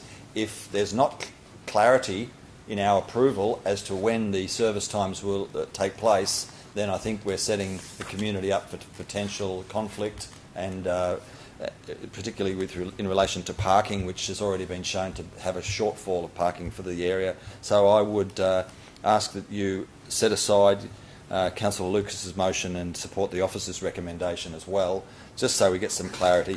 I appreciate that the issue of Christmas and Easter in terms of putting on an event in that time might be a difficulty in the short term, but I think once this church establishes themselves and are shown to be a good neighbour and that they put in the applications, that down the track they would be able to secure their right to have Christmas and Easter as fully fledged events, as do other churches in the area, which is, I believe, also their right. But we need to establish, first of all, through the officer's recommendation, that the service times are such which do not conflict with the Anglican Church just aside. So let's just sort that out for the community then.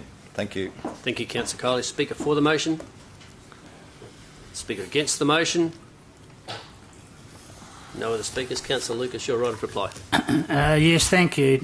I think the key point is here, people, councillors, is that the maximum occupancy of the premises is limited to 70 people. I find it disheartening that a church group will have to make an application to the City of Swan if they want to conduct a service on Christmas Day, which may not fall on a Saturday or Sunday. Because I know Good Friday and Easter Monday never fall on a Saturday or a Sunday. They would have to apply. We would have to consider that application and then either approve it or not approve it. It's very close to, in fact, shares a car park with another church who does not have any restrictions imposed on it, and it also has 32 additional bays at the local Woolgar Park, which adjoins the church service. So parking will not be an issue. No other churches that I'm aware of in the City of Swan have got restricted hours for 3 or 3.5 hours per week, only on a Saturday or only on a Sunday. Heaven forbid, I went to a wedding on a Friday the other day, and I also went to another one on Sunday. You imagine the people having to put in an application to get married, because that's what you're asking them to do. The key thing is about the parking. If you limit the number of people who can attend, you limit the number of cars that can attend. And the only reason the officers originally put in Saturday 6:30pm to 8pm and Sunday from 1 to 3 is because that's what the applicants put in their application. That's where the officers got those times from, because that's what the applicant was originally suggesting.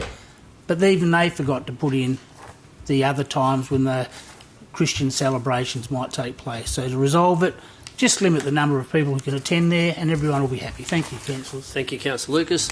Councillors, those in favour? 1, 2, 3, 4, 5, 6, 7, 8, 9, 10. Those against? 3. The motion is carried. Councillor, the next motion we have is... Sorry? 3.7. That's where I'm going. Is 3.7, councillors, proposed childcare premises at Lot 5, number 152 Cranley Street, Dayton. And Councillor Catalano. Yes, thank you again. My motion is that the council resolve to refuse the childcare premises at Lot 5 Cranley Street because the proposed facility will detract from the amenity and character of the surrounding properties and the broader locality. Councillor, you've read your motion. You don't need to go any further. Thank you. Do I have a seconder? Councillor Kiley. Is there anyone against? Carried. Now, councillors, we're now item 3.10, which is the proposed outbuilding security booth at existing place of worship, 25 Suffolk Street, Caversham. Councillor Parry has declared an impartiality. Councillor Zanino. Thank you, Mr Mayor. Councillors, I rise to move that this item, that Council defer a decision on this application to the ordinary meeting of Council of 12th of February 2020, and the reason is to allow the matter to be considered at the same time as item 3.12, which I will also be deferring. Okay, do I have a seconder? Councillor Kiley, is there anyone against? Councillor Henderson? Yep, we do have opposition. Councillor Zanino, would you like to open the debate? Thank you, Mr Mayor. Councillors, as you're all aware, this proposal went to the Swan Valley Planning Committee, and in its wisdom, the Planning Committee made a recommendation to refuse this outbuilding. What we have is a proposal that doesn't really make any sense, to build an outbuilding for a security booth when the total landholding is not secured or fenced. Councillors, also by deferring this matter, this will give the applicant the opportunity to address the questions that were put forward by the Swan Valley Tourism Alliance this evening in the public statement time, and I'll read those out once again. 1, what does the proponent identify as the necessity for a security booth at a place of worship? 2, what are the operating hours of the booth? And 3, what does the proponent intend? How does the proponent intend to secure the entire property in order to make a security booth relevant?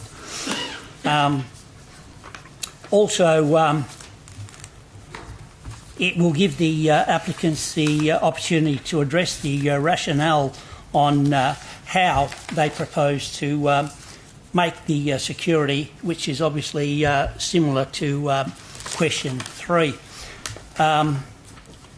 This isn't going to have a large impact on the application or the proposal. It will only be deferred till the next meeting, which is on, as I said, on the 12th of February, and at that point it can be determined. Thank you. Thank you, Councillor Zanino. Councillor Kiley as a seconder. Thank you, Mayor. Thank you, Councillor Zanino, for raising the community concerns in that respect, because there are a number of community concerns in respect of these two applications. As I pointed out in my questions earlier, councillors, this item was brought before us on the night of the agenda forum, which is quite irregular and leaves us with very little time to look at. Just a moment, Councillor Colley. Are we just doing... sit down for a second. Councillor Henderson, you've got a point of order? 312. Apologies in that respect, councillors, if I could speak in respect of 310. I think this needs also to be looked at in together with 312. Have I got it right? I hope I have. So 310 and 12 together.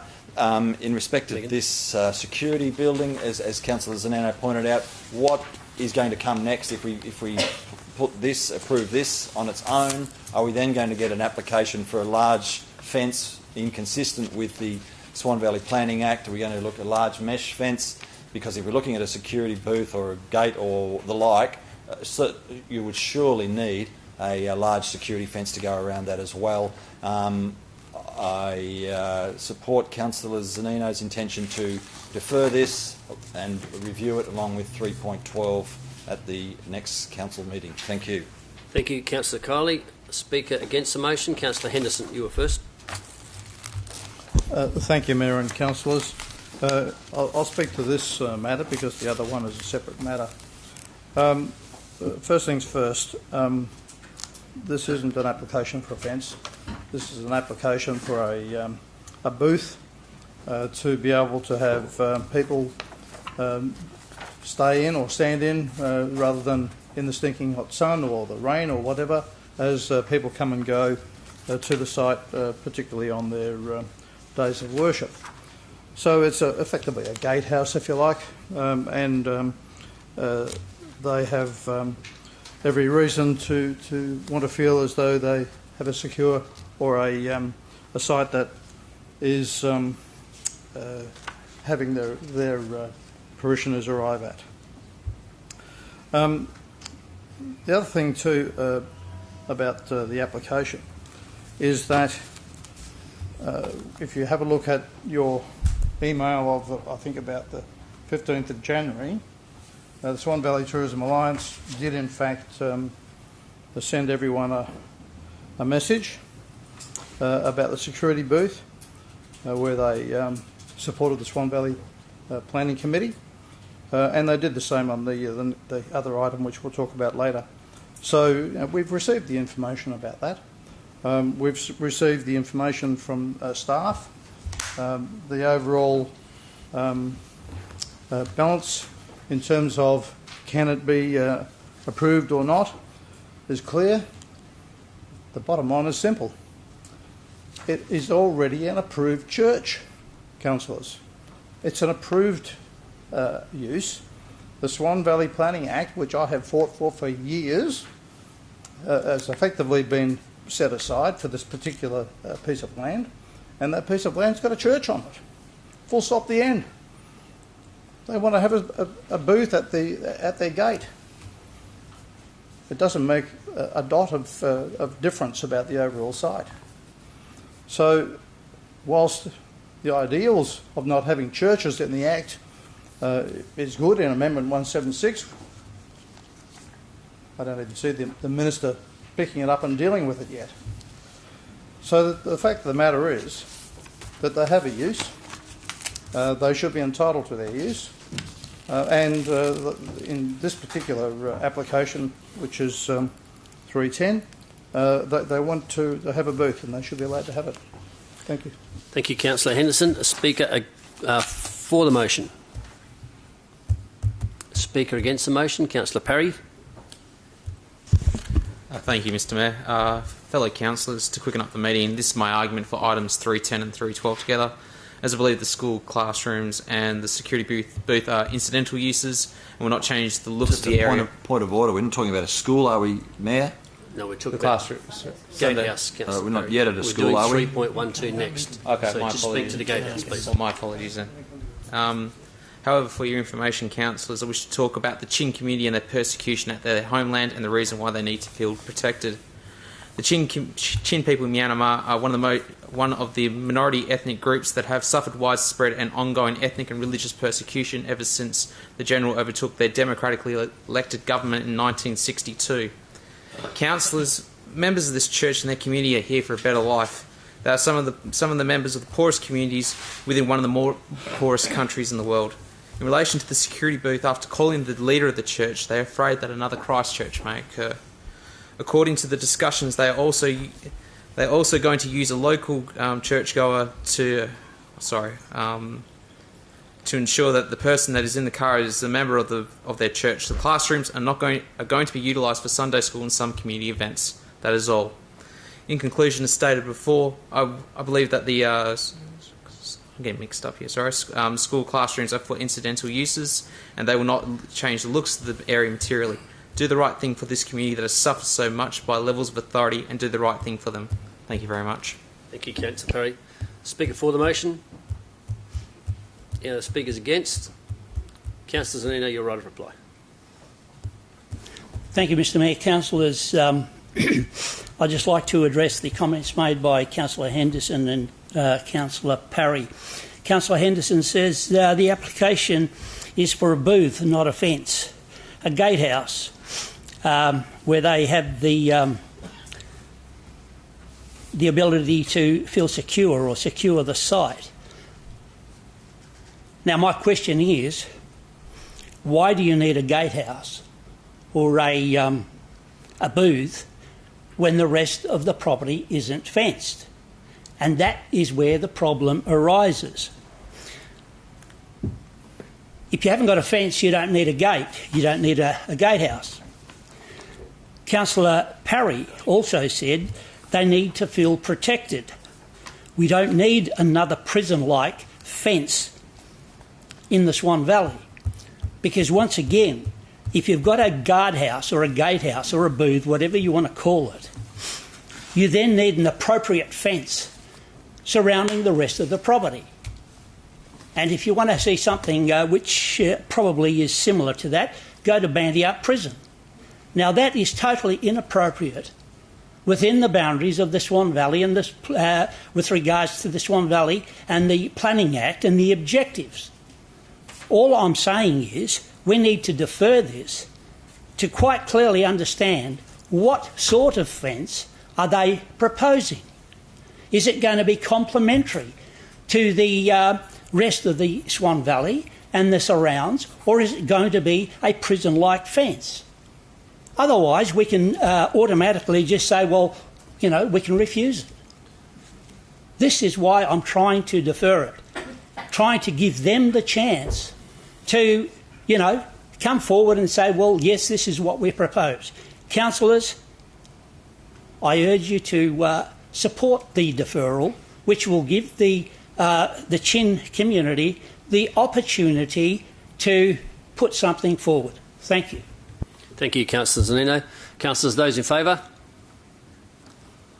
1, 2, 3, 4, 5, 6, 6. Those against? 1, 2, 3, 4, 5. Hang on a second. 1, 2, 3, 4, 5, 6. Just for those in favour again? 1, 2, 3, 4, 5, 6. Can't be right. Who's missing? Got to be 8. You. Let my hand up. Count on myself. Right. Those in favour again? 1. Hang on. Let's change again. 1, 2, 3, 4, 5, 6. Those against? It's got to be 7. 1, 2, 3, 4, 5, 6, 7. Okay. Motion's lost. Okay. Councillor Zeno, you're again on 3.12. No, 310. We just did 310. Yeah, we've got to move the officers. Okay, sorry. Yeah, can I have a mover for the officer's recommendation? I move the officer's recommendation. Councillor Henderson, do I have a seconder? Councillor Parry, anyone against? Councillor Kiley, just debate it. Councillors? No. No? Okay. Councillors, we go to the vote. Those in favour?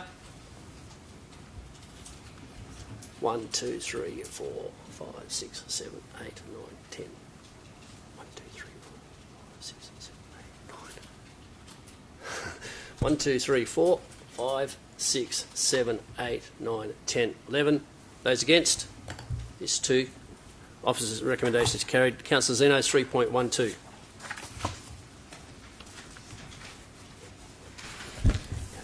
Thank you, Mr Mayor. Councillors, I rise to move that the Council resolve to defer a decision on the application to the ordinary meeting of Council of the 12th of February 2020 to allow reasonable opportunity for the community to make submissions to Council and for councillors to take such into consideration. Seconder, Councillor Kiley. Gentleman against? Councillor Henderson. Councillor Nino, if you wish to debate it. You open the debate.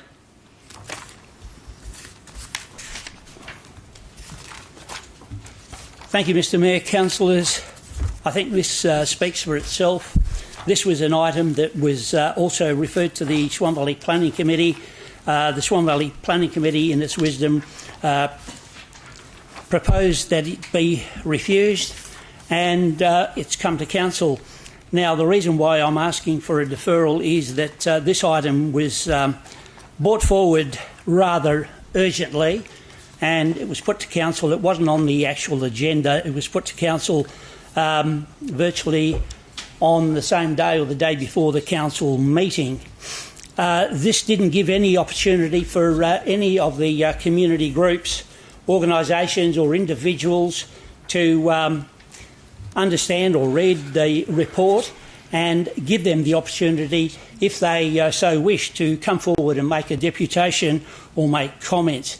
Therefore, I'm asking that this item be deferred, and I have spoken with the Principal Planner, Mr Philip Russell, and there are no implications for it to not be deferred to the February meeting. So I think that at least you should be able to give the general community in the Swan Valley and the surrounds the opportunity, if they so wish, to make their comments known and put forward submissions. Please support the deferral. Thank you. Thank you, Councillor Zanino. Councillor Kiley is the seconder. Thank you, Mayor. Councillors, what's the rush? Seriously, what's the rush? We don't have to go ahead and do this tonight. We can put it off for a month. It's been rushed to us last Wednesday. The community were rushed in respect of the consultation period they were given, 2 weeks. We've heard from staff that it was a certain radius of 500 metres, but I haven't seen any map, and I don't know whether any of you have, in respect of how many lots in the area were advised that this has taken place. Even if that was the case, it's probably occurred in a Christmas period when a lot of us were away anyway. So I'm not exactly sure when that 2 weeks consultation, who on earth's got time, either just before Christmas or around the time of Christmas, to actually have a look at this and make some sort of comment. It's hard enough to get people to comment in the first place, let alone around Christmas, leading up to Christmas or at Christmas time. What's the rush? We are about proper and orderly planning. We shouldn't be just rushing this through. And it seems, from myself, my personal view is, or councillor's view, as you like, this is being rushed through for some reason. And I don't know why. Why is this being rushed through? There is no need for us to make a decision on it tonight. The church could continue. They've got approval for their church. They don't need to have the classrooms next week.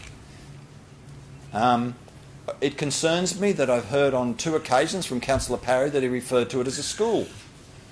In his deputation just before, on 3.10, it referred to as a school. Now, Councillor Parry said that he has a connection with, in his declarations of interest, that he has a connection with somebody at that church. So potentially he may have either confused the application, or he sees it himself as a school going forward. I'm not too sure, but we need to get more information on this and not rush it through. We need to have proper and orderly planning. We can't be seen as a council that just, when it suits a majority, that we just rush it through because we may as a majority want this to happen. This should be assessed by the community. It should be thoroughly assessed by staff and ourselves before we make a decision on this. Let's not be hastily making a decision. Let's go back out to the community and give them the time away from the Christmas period, away from that lead up to Christmas, and have a look at this carefully. This is not proper and orderly planning if we are to make a decision on this tonight. We need to defer this. Thank you. Thank you, Councillor Kiley. Speaker against the motion, Councillor Henderson. I think you were first. Thank you, Mayor. Thank you, councillors. Can I address the question of proper and orderly planning? This went to the Swan Valley Planning Committee meeting in early December. Of course, public consultation happened around that time. As the Manager of Planning Services said, it went to some 500-metre radius of the area. In fact, I'll touch on one matter there. There was an objection from one of the residences. The distance, I think, to the closest residence, some 150 metres or something, and there's a Callabon fence between them. So that, in terms of noise and the like, would be, if you do a noise study on it, would be insignificant. The issues I have here around public consultation are that I'm absolute on that. We have to do those things, and we have done them. The consultations happened. And I refer to the Swan Valley Tourism Alliance as an example, as one of the key players in the area. They certainly had an opportunity to respond to us, and they did. On the 15th of January, we received that letter from them outlining their issues. They were directly related to the Swan Valley Planning Act and very solidly aligned with the Swan Valley Planning Committee, as you would expect. The problem is the church is already approved. We know that they oppose churches, as I do in Area B, in fact the Swan Valley Planning Zone. So that puts it, fades away to insignificance when it's already an approved use. Just want to touch on the amount of land that's being proposed to be taken for this. 300 odd square metres, as I recall, 345 square metres out of a total land area of 28,844. The percentage is very small, as you can see. But one of my concerns was the visual impact on West Swan Road, and one of my complaints about that church from the day it was put up, from the day they turned the lights on their car park. It looks like it's lit up like a Christmas tree. You drive past there and there's a big bright white glow coming from it. You'd think it was a sporting field or something. Well, I have a problem with that, and I think I've heard that argument from a lot of people that they have a problem with it too. So one of the conditions you'll see here, or a number of conditions here, is about doing something about the visual impact of the site. Now, fundamentally, that needs to be addressed. We have an opportunity here to address that, and I think that's important if we do, in fact, get on and address it. So I do believe that whilst the ideals from the Swan Valley Planning Committee, which of course Councillor Zanino chairs, are good ideals, the reality is that they have a use of that land, and they should be allowed to utilise their land in a manner that does not impact the Swan Valley. And I stress the screening that I want to see fully implemented per the officer's recommendation will resolve those matters. I'll let others talk about the Chin community. Yes, they have been an oppressed community. They're a Christian community, and they are, of course, cautious about what might happen in their community because they've seen some pretty tough times. That's not the reason that I support them, because they've seen tough times. I'm supporting them because I believe they have a valid application. And 30 seconds, Councillor Henderson. Thank you, Mayor. if people have a valid application, a valid use, it's our responsibility to support our community, and that's the Chin community is part of our community. Thank you, councillors. Thank you. Speaker for the motion. Further speaker against the motion, Councillor. Sorry, Mr. Deputy, for the motion. For the motion. Okay, got in just in time. Councillor Lucas. Thank you. I supported the last motion, but I've got no issue with deferring this decision for the next council meeting on the 12th of February. I believed it was a very late item. It may not have presented the opportunity for local residents to voice their concerns. By supporting the deferment does not mean I'm going to refuse the application when it finally comes before council if this deferment's successful, but I think to allow reasonable opportunity for community members to make their submissions, I've got no issue with that, so I'll be supporting the deferment for 1 month. Thank you. Thank you, Councillor Lucas. Speaker against the motion, Councillor Parry. Any further speakers for the motion? Against the motion? In that case, councillors, I'll put it to the vote. Those in favour? Well, do you want to write a reply, Charlie, or do you want to go? Sorry. You right? We'll go to the vote. Okay. Those in favour? 1, 2, 3, 4, 5, 6, 7, 8, 9. Those against? 1, 2, 3, 4. Motion is carried. Councillors, the next item we have to deal with is 5.3, which is the budget adjustments of 2020. Councillor Zanino, you have declared a financial interest.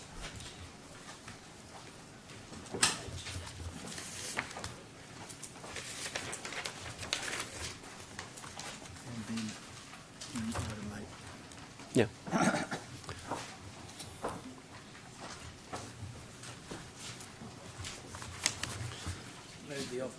Okay, I have a mover in Councillor Lucas. There's a seconder. Councillor Parry. Anyone against? Declare that carried. If you can recall Councillor Zanino.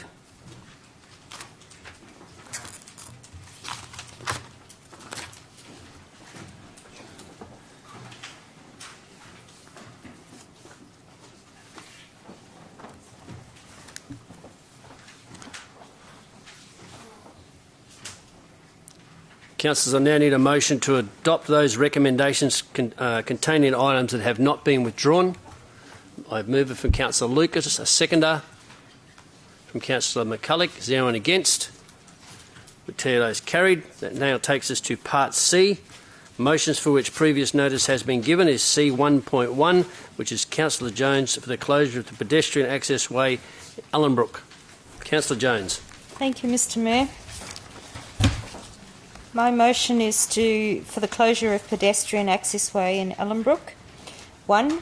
Install fences and gates across both the northern and southern entrances of the pedestrian access way, linking Cottage Close to the Parkway in Ellenbrook, subject to an amount of $9,000 being paid by Lendlease Retirement Living to the City as a contribution for this work. The remainder of the funding to be identified and approved through the City's budget adjustment process. Note that Lendlease Retirement Living will be responsible for ensuring that the gates are opened and closed at appropriate times each day. The reason for the motion is to address the issue of antisocial behaviour in the pedestrian access way that bisects the retirement village. Okay, do I have a seconder?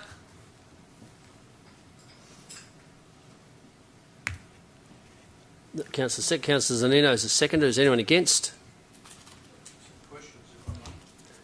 Question on Councillor Henderson. Yes, Mayor. If this is going to benefit a community, why can't they pay for all of the costs in addition to Lendlease? Mr. Coaten. This matter has been going on for probably a number of years.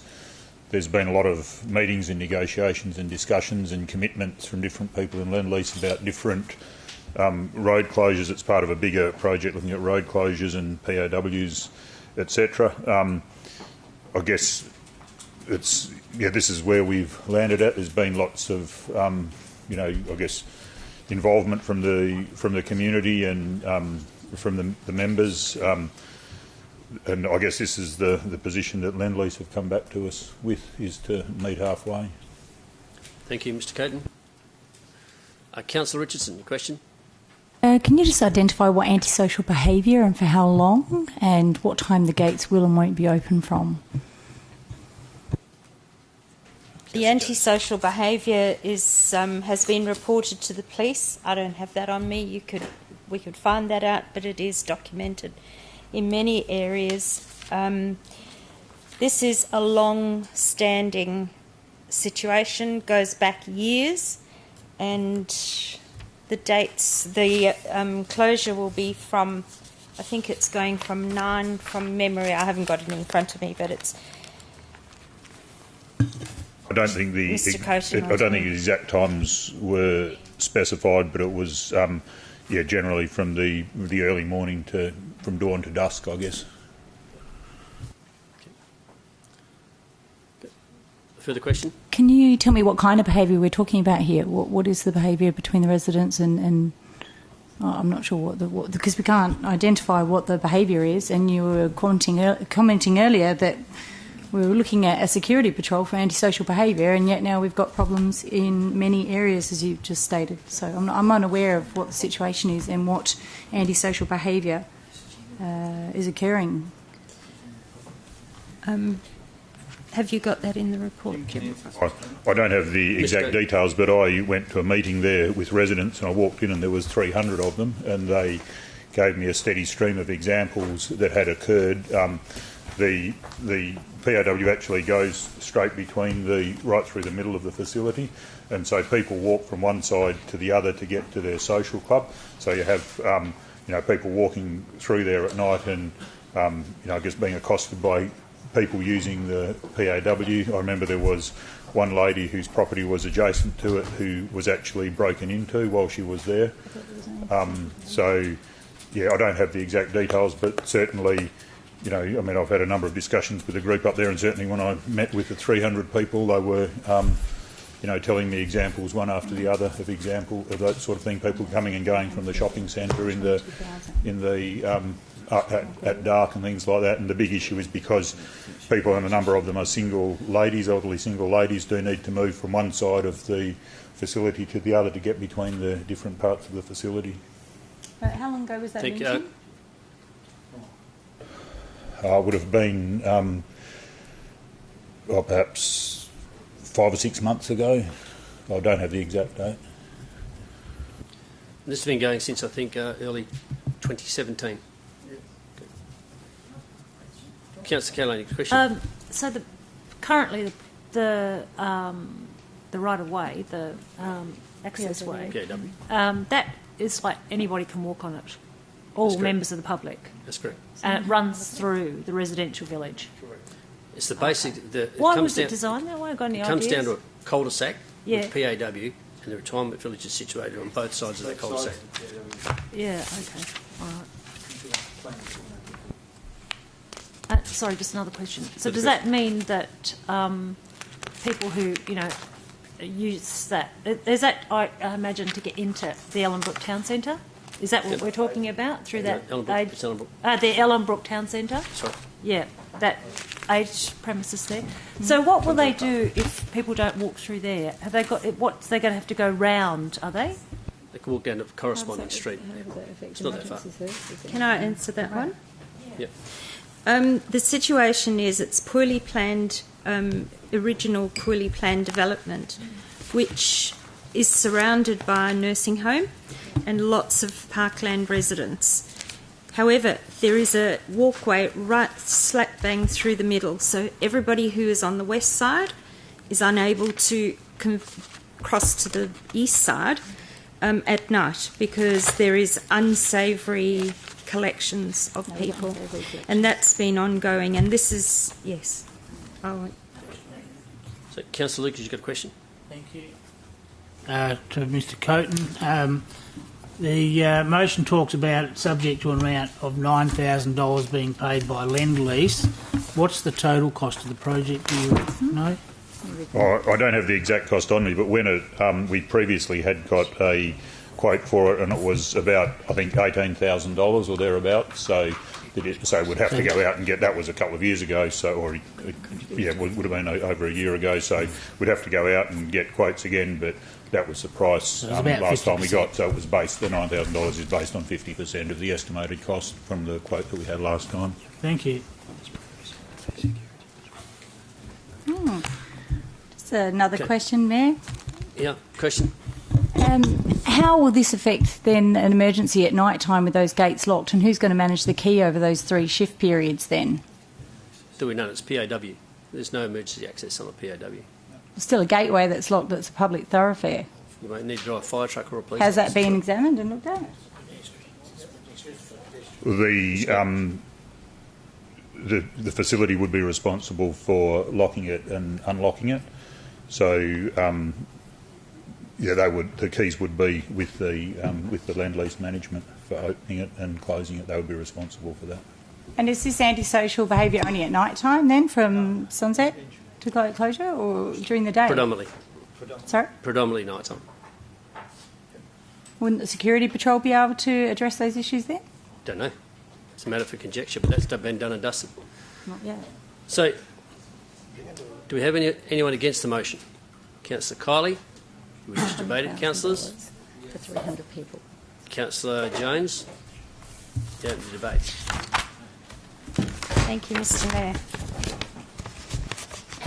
I'd like to thank the staff for the tremendous amount of work they've done in relation to this item. I'd like to propose the City fund the balance of the costs associated with the closure of this walkway. This has been an ongoing issue for years. Unfortunately, the situation is due to an unfortunate design of the retirement village. The residents on the western side of the development have to cross through a public walkway to access village services and recreation facilities on the east. Following numerous reported antisocial behaviours in this area over a lengthy period, the fear experienced in crossing the walkway has prevented many of these elderly single ladies from enjoying the social interaction offered in the facility at night. I feel that we can resolve this long-standing angst experienced by these elderly residents by approving the cost of the balance. Mr. Coaten has identified that the remaining balance could be identified through the City's budget variation process, and I ask that you vote in favour of the City funding the balance so the residents, our ratepayers, can feel safe when commuting to the other part of the village for service and recreation. Thank you. Thank you, Councillor Jones. Councillor Nino is the seconder. Mr. Mayor, councillors, I rise to support Councillor Jones. As we all know and understand, the city's rate base is predominantly coming now from Ellenbrook, because Ellenbrook has taken over. And I think that when you've got a dedicated councillor that lives in close proximity and is basically aware of what the goings on are, then I think that we as councillors that don't live in the area and don't really understand should be listening to those councillors. Now, Councillor Jones is there.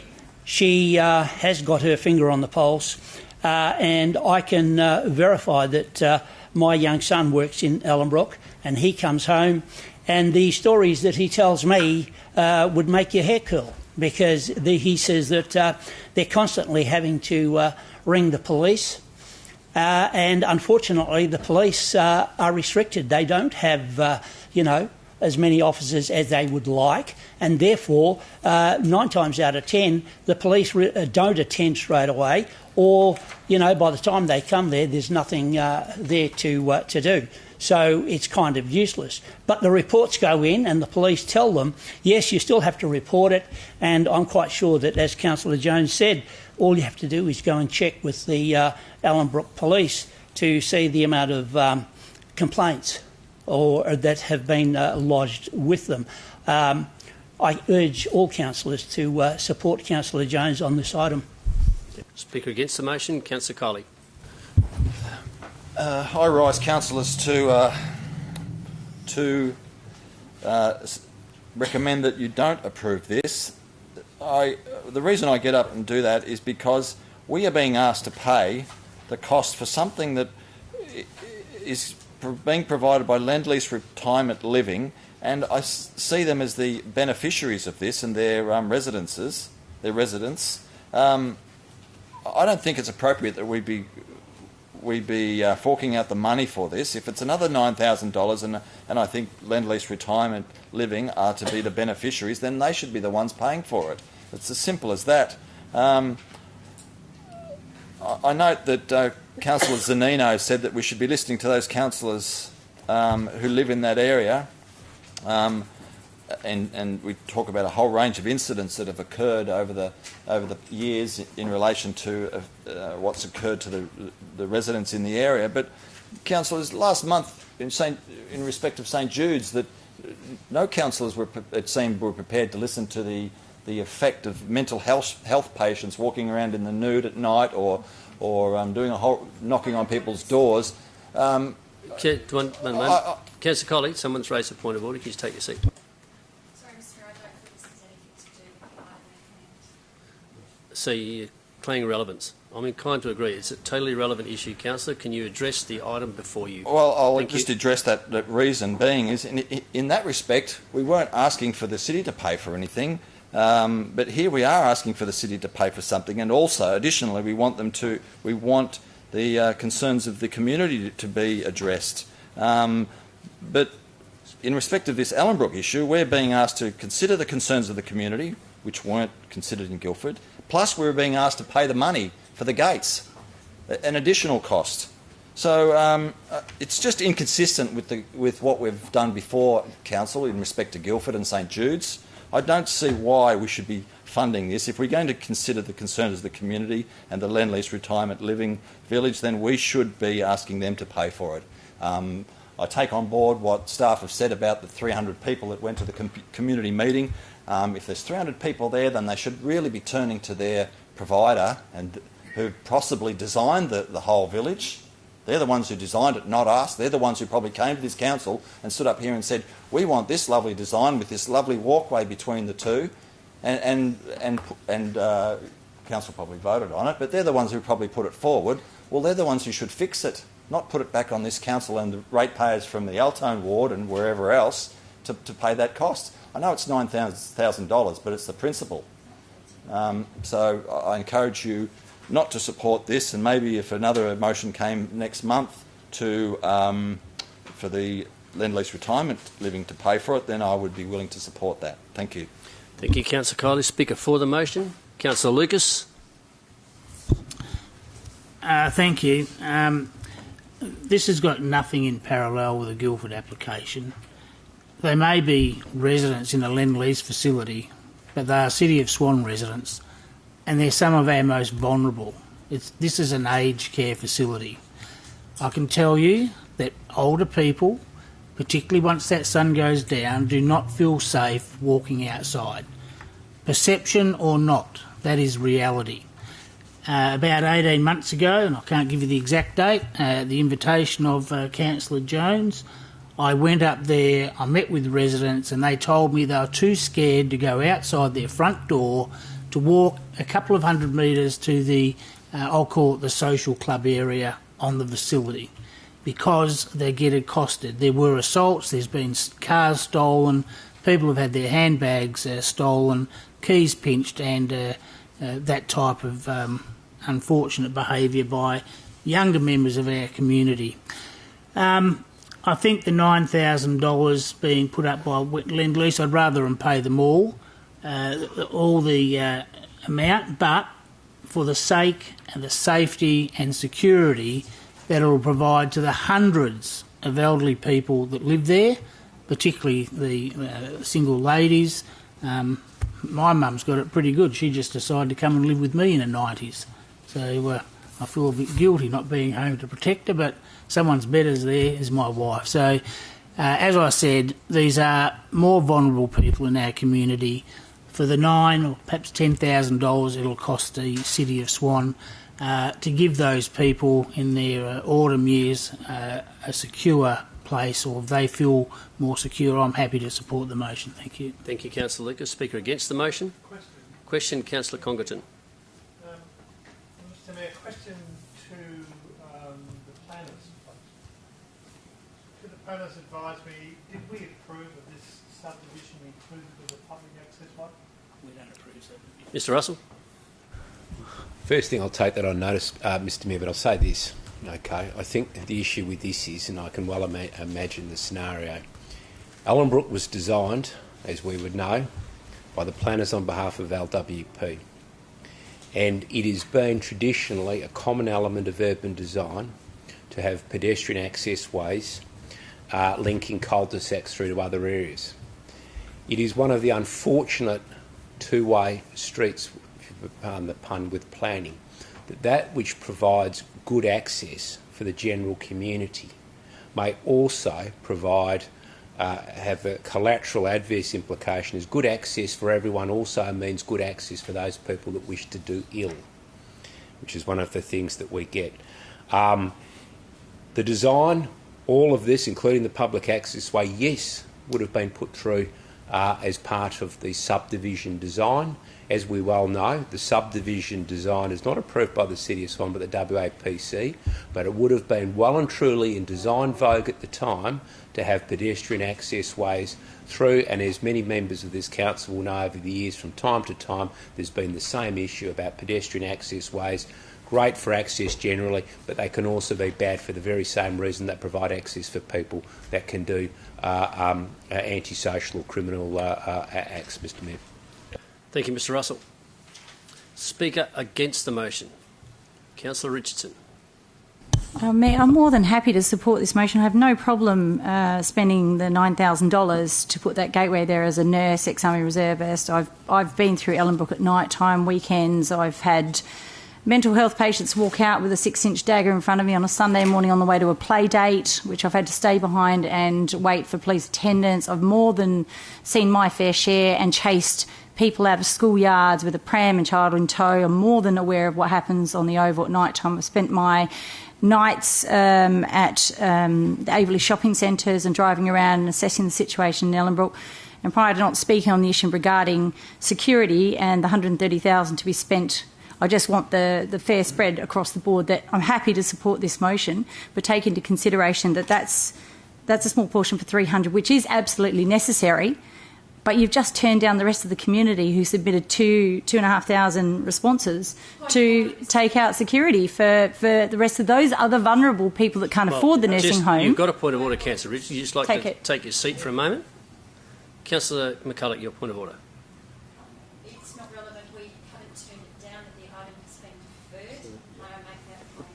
You are correct. You do have a point of order. So, Councillor Richardson, you continue to speak to this particular item. If you I have nothing further to say on. Because I'm accused whether you're concerned whether you're for and against. Speaker for the motion, Councillor Henderson. Thank you, councillors. Briefly, one of the things that concerned me about this was who was going to pay. Was it the ratepayers or was it Lend-Lease? Lend-Lease do have a reasonable argument, and that is that a pedestrian access way is in fact in our control, and so I can understand why they don't want to pay for all of it. We do have a community there that needs this, they need some help. I'll be blunt when I talk about planning. Sometimes we see some horrific planning, and I think this is a bit of it. Sorry if I'm rubbing some people the wrong way. Maybe it's WAPC, I don't particularly mind who, other than to say that it would be good to fix this. People need it done, so let's do it. Thank you, Councillor. Speaker against the motion? Speaker for the motion? Okay, I'll wait. Councillor, well, that was a bit of a dead hat. You're speaking for the motion? Both speaking for the motion? Councillor Johnson, you can go first. Yeah, thank you, Mr Mayor. Yeah, Mr Mayor, I'm going to speak in favour of this. Look, primarily because I think we need to see this council turn a bit of a corner here. I think we need to acknowledge the local knowledge of ward councillors, and Councillor Jones obviously understands this problem in detail, as I understand the problems in my ward. And I think this problem needs to be solved. I can understand that elderly people would be concerned about their safety. Obviously, I know a few elderly people, and like all of us, every single one of us in this room, eventually will be lucky enough to be elderly ourselves, and we'll want to be considering our safety. So I know this has been going on for a while. I've often heard this has come up, I think, before us in the past. So I'd urge councillors to support Councillor Jones, who has got superior local knowledge, and I think we need to get on with it. Thank you very much, Mr Mayor. Thank you, Councillor Johnson. Speaker against the motion? Further speaker for? Councillor McCulloch, you indicated you wish to speak. Just briefly, Mr Mayor. So, councillors, we've heard everything, and I initiated or met with residents early 2017, and it has been a protracted process. But listening to residents and working through something that has been quite sensitive with as Mr Russell has said, just a poor planning consideration with the road and the road or the access way that it is predominantly used by those local people through the retirement village and aged care. I suppose there are times through any of our wards that we get some of those grey areas where a little bit of discretion and working through these sensitivities is required, and in this case that has been the situation. So I'd ask you to support Councillor Jones's motion that we bring this to a close and make this possible for these residents. Thank you. Thank you, Councillor McCulloch. Speakers against the motion? I'll take this opportunity to just say a few words prior to closing the debate. Councillor McCulloch invited into discussions with this on this issue in probably early to mid-2017. It was made very clear, and I think it was most of this council, that the responsibility of these gates belonged to Lendlease, and in that time they steadfastly refused in any way, shape or form to contribute.